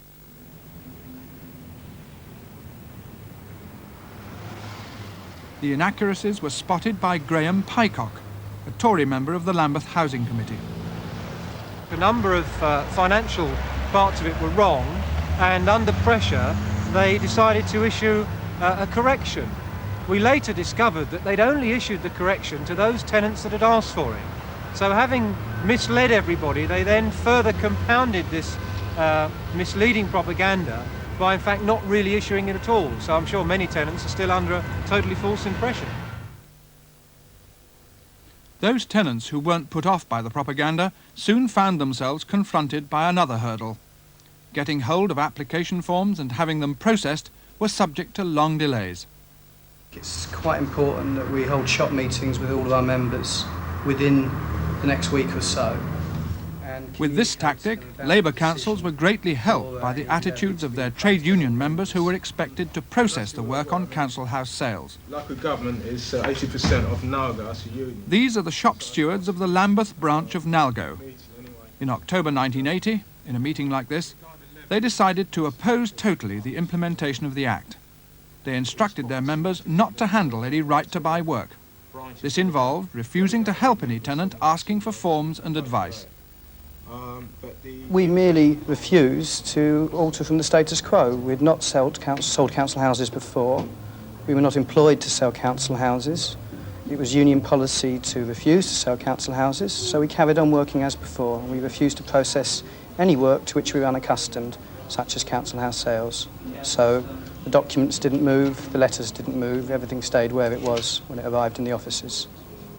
And people were not interviewed in relation to council house sales, except to be told that we were taking industrial action. Joan Garrett is a Lambeth tenant who managed to get an application form, the RTB one, from the local Tories. I put my RB1 in October 1980, and middle of February we still hadn't heard anything about RB2s, so we decided to, a group of us decided that to get any action done we would have to threaten the council with court action, which we did do, and within 14 days we received our RB2s. But I don't think, unless we did take this action, that we would have got where we were at that time. From this confidential paper, drawn up by Housing Chairman Matthew Warburton in September 1980, it's quite clear that a quick response to threats of court action was part of the council's strategy. Under a section headed Slow Implementation, he says, "This option requires the council to walk a tightrope between minimising the numbers of properties sold and avoiding the intervention of Heseltine or court action by individual tenants." Until last summer, Bill Murray was Lambeth's Director of Housing. His union's obstructive tactics, openly backed by some Labour councillors, have led him to opt for early retirement. I was threatened with suspension from the union for obeying the law of the land. This was to sell council houses to those people who were applying for their statutory right. The second point came when the union decided to confiscate the post. Not only the day-to-day letters, but registered and recorded delivery post on the right to buy, refused to pass them to me, and I thought that that was an absolutely scandalous disregard for the law of the land and the rights of the people they were serving. It's not on an estate, is it? When Lambeth and other councils were challenged by the government to account for all the delays in processing applications, they had a ready excuse. Government cuts, they said, were preventing them taking on extra staff to deal with the extra work the sales involved. The next hurdle that many tenants found themselves facing was that as soon as they applied to buy, they found themselves being discriminated against. Well, there is a blacklist which is operated by Greenwich Council. As soon as a tenant applies to buy, his name or her name is put on the blacklist, and no repairs or improvements or decorations are carried out. One tenant, for example, had 4 rotten window frames which were being repaired, and then he dared to apply to buy. 3 of the windows were completed and 1 has been left. Many other tenants have had half of their decorations carried out and they've applied to buy and the work has been stopped. This is Charles Grinling Walk in Woolwich. Greenwich Council decorators are busy giving the properties a facelift, but they're not going to be calling at number 10, the home of Sarah Bromfield. They were decorating the next house, and I said to the workman, could he tell me when he were coming into my house so that I could get ready for him? And he didn't know, so I went to see the foreman in the Hart, and he said, oh, number 10, and I said, yes. So he said, oh, we're not doing you. He said, it's got on my form, hold number 10. And I said, why is that? So he said, oh, well, I suppose you applied for the right to buy. And that was that, so they didn't come in. The Bromfields' house hasn't been decorated for 11 years. The rent they've paid during that period has specifically covered repairs and redecoration. In law, a council's duty to carry this out only ceases when the sale is completed. Greenwich's response was that at a time of financial stringency, it was simply a waste of money to decorate houses they might soon cease to own. For those tenants still determined to stick the course, there was yet another hurdle. This time it involved the council's valuation of applicants' homes. Dick Pickles is one of Greenwich's borough valuers. He's calling today on the Steele family, who've applied to buy their home in Eltham. The Steeles have been waiting for this visit for over a year. Other right-to-buy applicants have had to wait even longer. Mrs. Steele? Yes. Pickles, Greenwich Council valuers. Oh, yes. Come to do the survey, ma'am. Come in. Yeah. Thank you. They're all ours. These are the only two that have the councils. So there was We've just... built in the rest. Before you put that in, there was just 2 cupboards there and the sink unit. And the cupboard above the sink. And the cupboard unit there. above. Greenwich argues that to do all the extra valuation work that the right to buy has created, they'd need to take on more valuers like Dick Pickles. Government instructions to cut spending, they say, prevents them doing this. The government has told Greenwich that they should copy other councils and use the district valuer, a locally based civil servant, to help with the extra work. But the council claims this would be illegal and, curiously, unfair to the tenants. The Department of the Environment have suggested that we could speed up sales by using the district valuer. We see a difficulty with that, in that if the tenant doesn't like the initial valuation that we do, he has a right of appeal to the district valuer. It doesn't seem to us fair, or that it would appear fair to tenants, that the official to whom they had the right of appeal was the same official who has carried out the initial valuation. We've had advice from leading counsel that it is not open to us to use the district valuer for that very reason, that it wouldn't appear to be fair. In a Court of Appeal decision against Norwich Council last month, however, 2 of the 3 judges made a special point of saying that it was not unfair or illegal to use the district valuer for initial surveys. For some right-to-buy tenants, there's been another problem at the valuation stage. The most vivid example in London hasn't occurred in Greenwich or Lambeth, as it happens, but in Hackney. Hello, Mrs. Davis. Sit down. Yeah, I'll look through your stuff. Peter Murphy is a chartered surveyor and the chairman of Tottenham Conservatives. He's formed a right-to-buy club to help tenants who are being obstructed by their local councils. 4-bedroom, yes. Tenant Mary Davis has been sent her Section 10, her formal offer, by Hackney Council. She's worried that the council's valuation of her home is too high. If you were to be successful, you'd probably only get it down about £1,000, but it's worth having. Peter Murphy has found that valuations are often excessive. In such cases, tenants can appeal to the district valuer for a second opinion. From the date of this notice to appeal. And this is what he's advised many of his members to do, to good effect. This house in Hackney was overvalued by 36%. It's just one of Hackney Council's many overvaluations. This one was overvalued by 32%. This one was overvalued by 31%. This one was overvalued by 28%. And this one by 27%. Altogether, these 20 properties were overvalued by an average of 23%. In Hackney, every appeal that's been made against price has led to the government's valuer reducing the price. In some cases, as much as £13,000 reductions have been received. And as far as we can tell, in spite of writing to the council, they are going to continue this policy to the extent that where the district values already reduced the price on an estate, when they send out prices on subsequent properties, they will still send them out at the inflated price.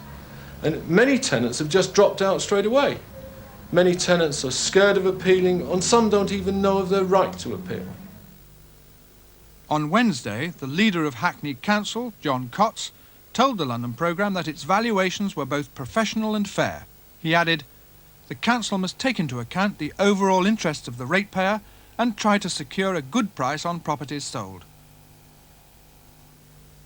The next hurdle right-to-buy tenants have encountered is a whole range of problems involving service charges. The property is 124 Alnwick Road. This is the legal department at Greenwich Council. It's here that the formal offer notices to tenants have been drawn up. The offer under the Act must include details of all service charges which the future owner will have to pay each year. These charges cover shared items like maintaining the structure of the block and communal areas. Greenwich, like many other councils, claim it's impossible with its present accounting system to calculate what these charges should be for any one block of flats. The result is that the offer notices for flats are simply not being sent out.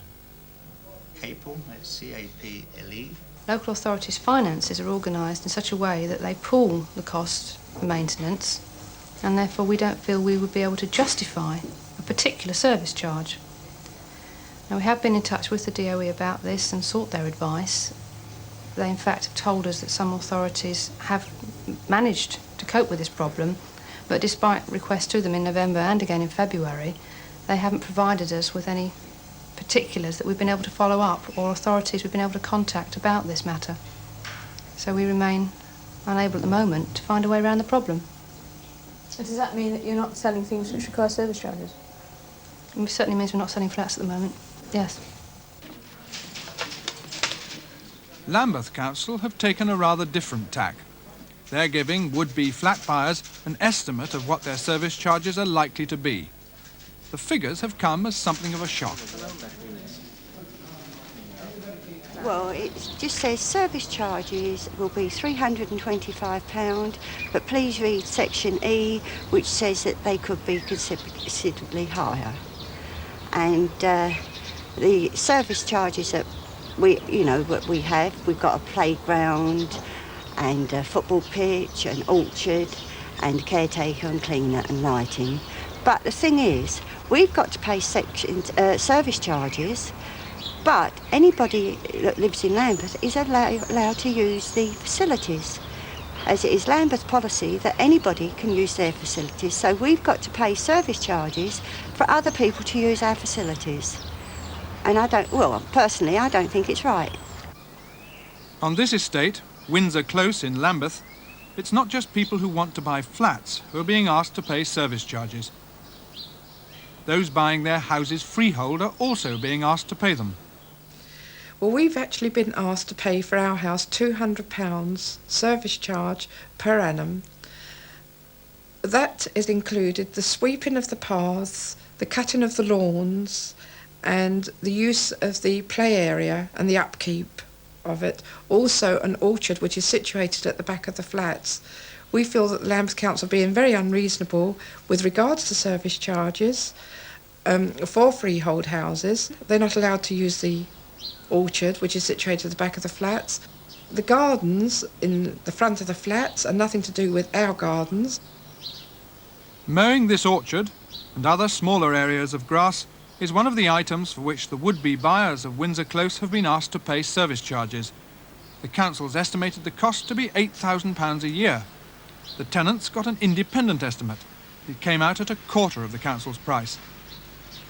They also got independent estimates for the upkeep of the whole estate. Well, the council sent us out an explanatory leaflet of how they arrived at the service charges for actually Windsor Close, and they said it was in the regions of £31,000 per annum. We have contacted several firms privately, and the one we are really interested in has come up. They averaged out near enough the same, was £11,000 per annum.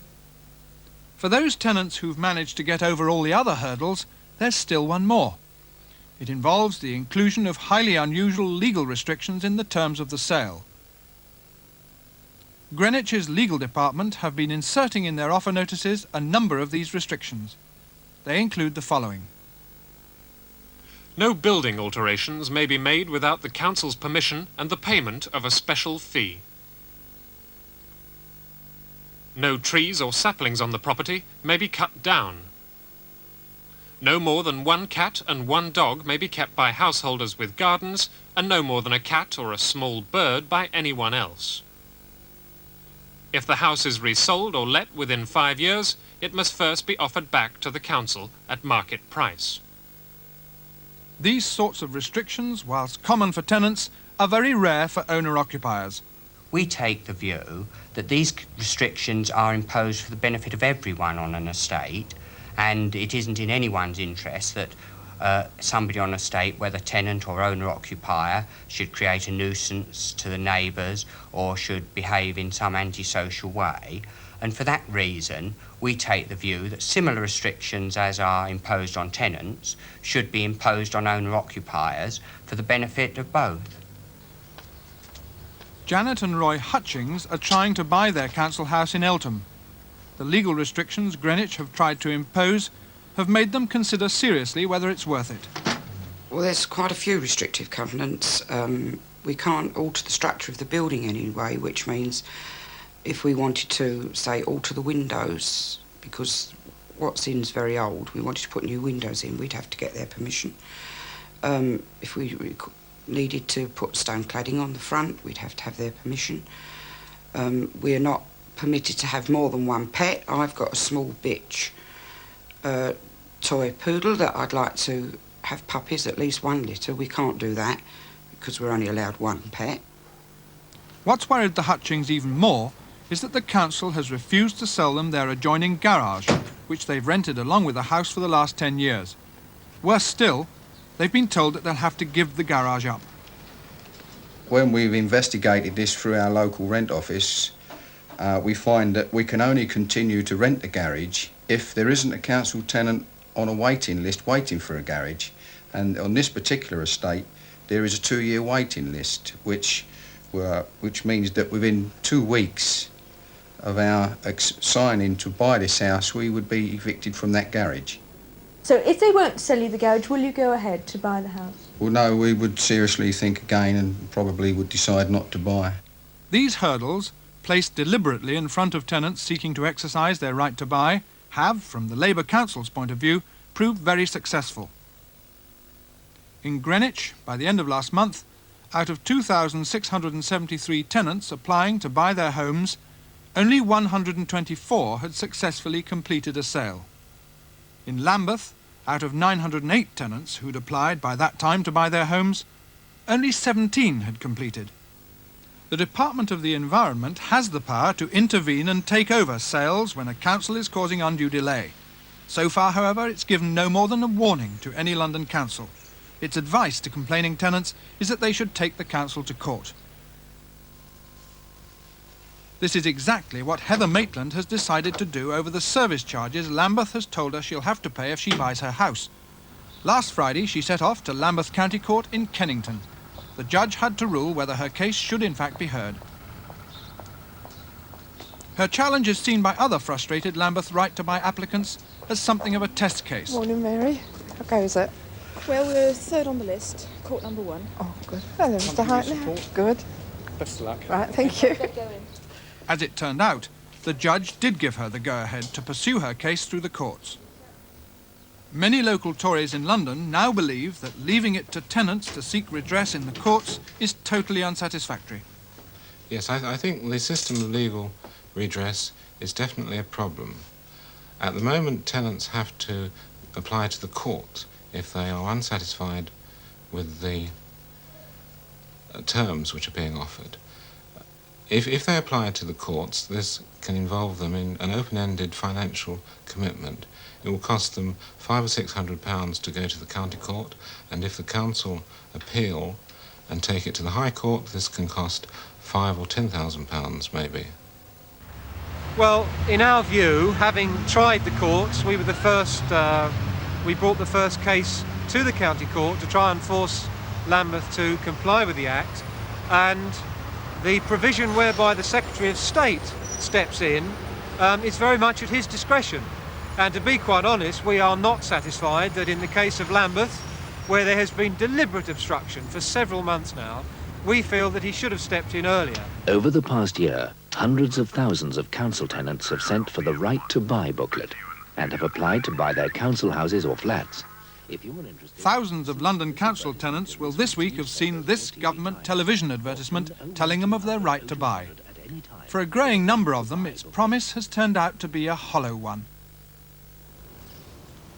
Nora Green has just sent back all her right to buy papers to Lambeth Council. After struggling for so long to buy their home, she and her husband have reluctantly decided to give up the fight.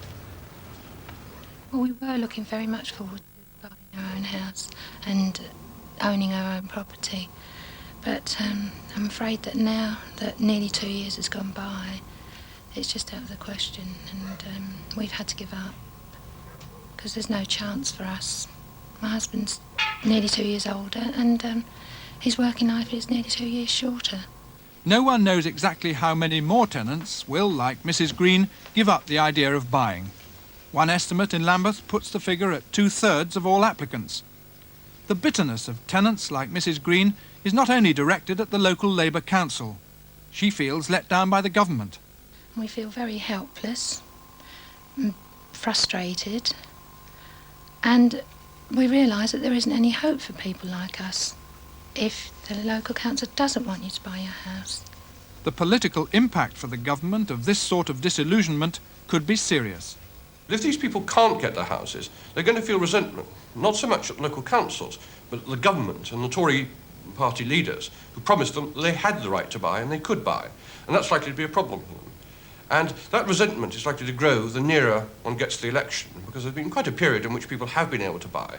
And therefore they're likely to be quite annoyed if after 4 or 5 years of the life of the government, that trust and that commitment hasn't been honoured. And they're likely to blame the government for that. It should, of course, be remembered that Labour councils aren't being obstructive out of bloody-mindedness, but out of a deeply held conviction that the sale of council houses is wrong and against the best interests of council tenants generally. They also see the right to buy law as a gross infringement of their democratic right, as locally elected bodies, to make decisions over local issues of which housing is perhaps preeminent. Nevertheless, local Tories and many council tenants argue that the issue is really much more basic, that of the law of the land being obstructed. What they're now pressing for is a new and much more vigorous action by the government. Warnings, they say, just aren't enough. Specifically, what they want to see is first, new legislation to block off loopholes in the Housing Act that councils have successfully exploited, and second, intervention by the government to take sales over if there are any more signs of delay. Local Tories feel that in the run-up to May's borough elections, it's crucial to show disenchanted tenants that the right to buy wasn't just a hollow promise. Well, with me in the studio is the man they're looking to, Housing Minister John Stanley.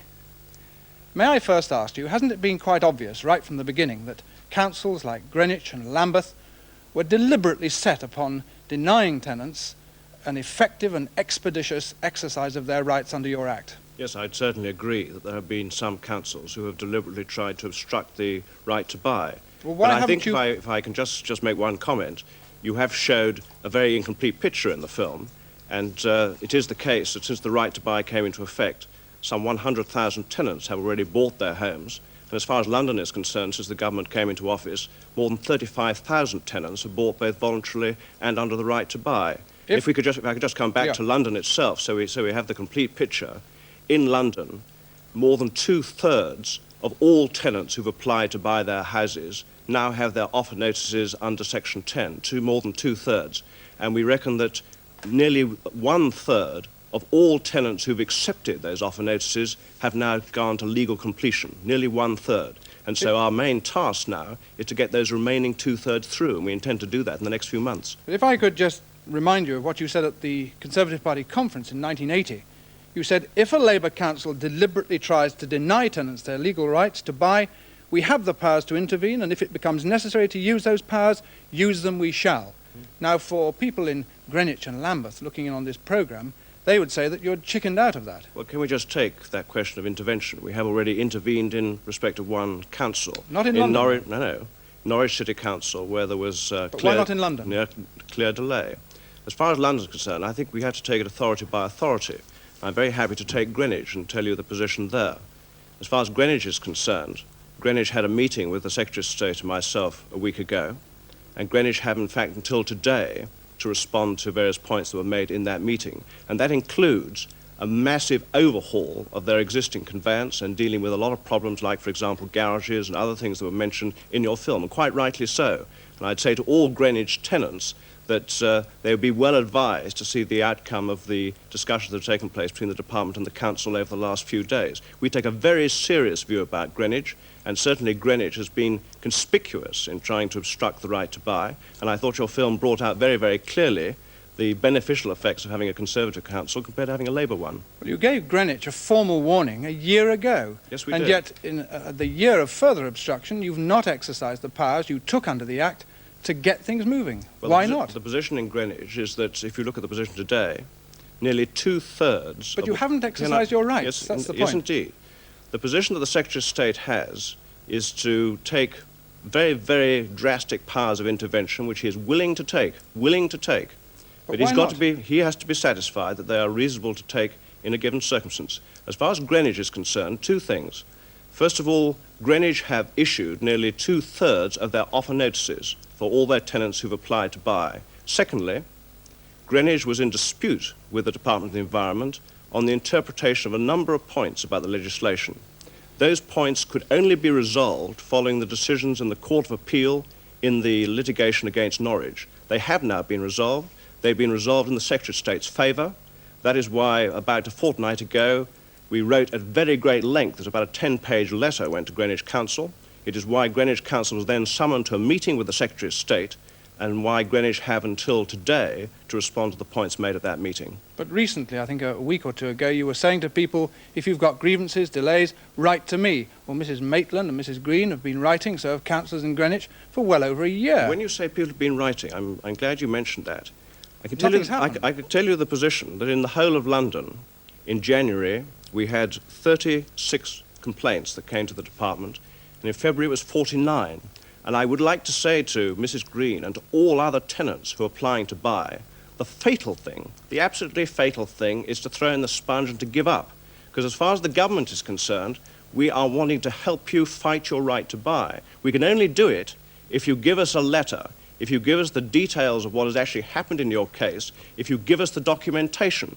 If you do that, we have a system in the department whereby every single case is going to be pursued with the council, and we're prepared to take every single case, if necessary individually, right down the line to an intervention, if necessary, on an individual case. Can I now turn to the whole question of the adequacy of the law? Because a lot of Conservatives, and a lot of who aren't Conservative, are saying that the law was a botched job originally, and that there are too many loopholes and deficiencies, and that it just doesn't work. What's your answer to that? Well, I'd look at the actual figures. But do you think there are no deficiencies in the law? It's a very difficult business to produce satisfactory, compulsory conveyancing against an unwilling landlord, and I think anybody would acknowledge that. You've got to give satisfactory title to the tenant at the end of the day. But I don't think it's a botched job for one moment. So you don't agree with the Conservative Political Centre, who had a conference last Saturday, who unanimously said that there were loopholes and deficiencies which needed new legislation. You don't agree with that? I would say that 100,000 tenants have already bought. Of course, we would look at if there is a question of a loophole, but none of the things you've said in the film, none of the things that arose... But are these people on the ground wrong, Mr. Stanley? In the proceedings... Mr. Pycroft, is he wrong? Between Norwich and the Secretary of State, none of those exposed a loophole. We're in the business of trying to support individual tenants. Ultimately, if the tenants can't win themselves, they must tell the department, and then we have to fight those individual cases through. So what changes are you willing to make, then, in the right to buy law in order to speed this thing through? I don't think there's any basic need to amend the law. The crucial thing is that tenants who are seeking to exercise their legal rights let us have the details of their individual cases. And I can make it absolutely clear, we're in the business of getting every single case through, every single one where the tenant wishes to complete. And if they will give us the information, if they will give us the documentation, if they will give us their case histories, we will pursue them. But they must let us know. Isn't the truth of the matter that you made an electoral promise in 1979 which got you a lot of votes? You underestimated the labyrinthine complexities of compulsory sales, you underestimated the resources needed to do it, and you underestimated the degree of opposition you'd find from Labour councils. I don't think any of that is true. Then why are so many people disappointed? Well, you say so many people are disappointed. You've shown examples from 2 London boroughs, admittedly 2 of the worst, but I could have come onto this programme with a bundle full of letters from tenants up and down the country who've written to thank us for the fact that they are homeowners. And I can tell you, 100,000 tenants have already bought under the right to buy, 250,000 council sales have taken place under this government, and many, many more are going to be through before we're finished. Thank you very much, Mr. Stanley.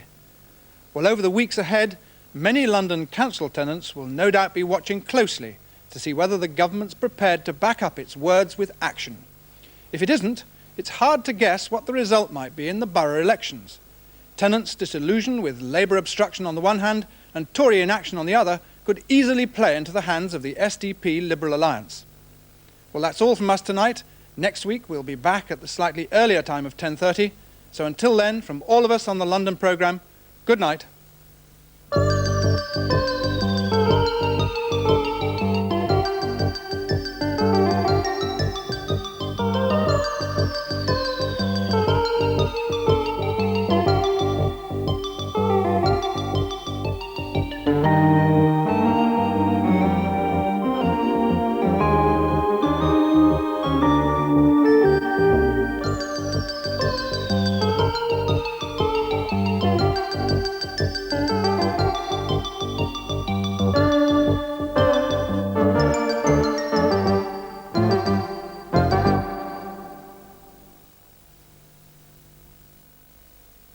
Almost 1 year ago, Brixton erupted into some of the worst street violence in recent British history. Observers like Lord Scarman laid the blame on insensitive policing and on the poverty and unemployment caused by inner-city decay. In the first of a special two-part inquiry, the Skin team examined what has changed in the year since then. Watch Skin this Sunday at 1:30.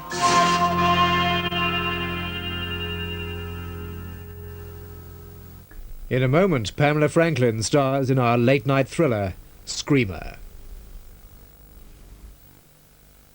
Your girlfriend's name was Beryl. She was always pretty keen. Looking in shop windows, well, you know what I mean. She was subtle and persistent, like a lot of their kind. I sort of got the feeling she had marriage in mind. She wanted the proposal, I proposed a stagger nine.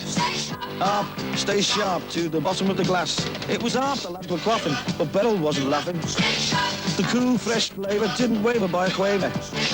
She said she wasn't happy, and couldn't I say that a pub was not the place to get down on one knee. Oh, extremely disappointed, I was forced to agree. Up, stay sharp to the bottom of the glass. Up, stay sharp.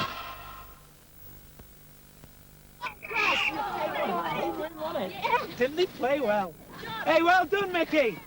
Kids these days, they don't know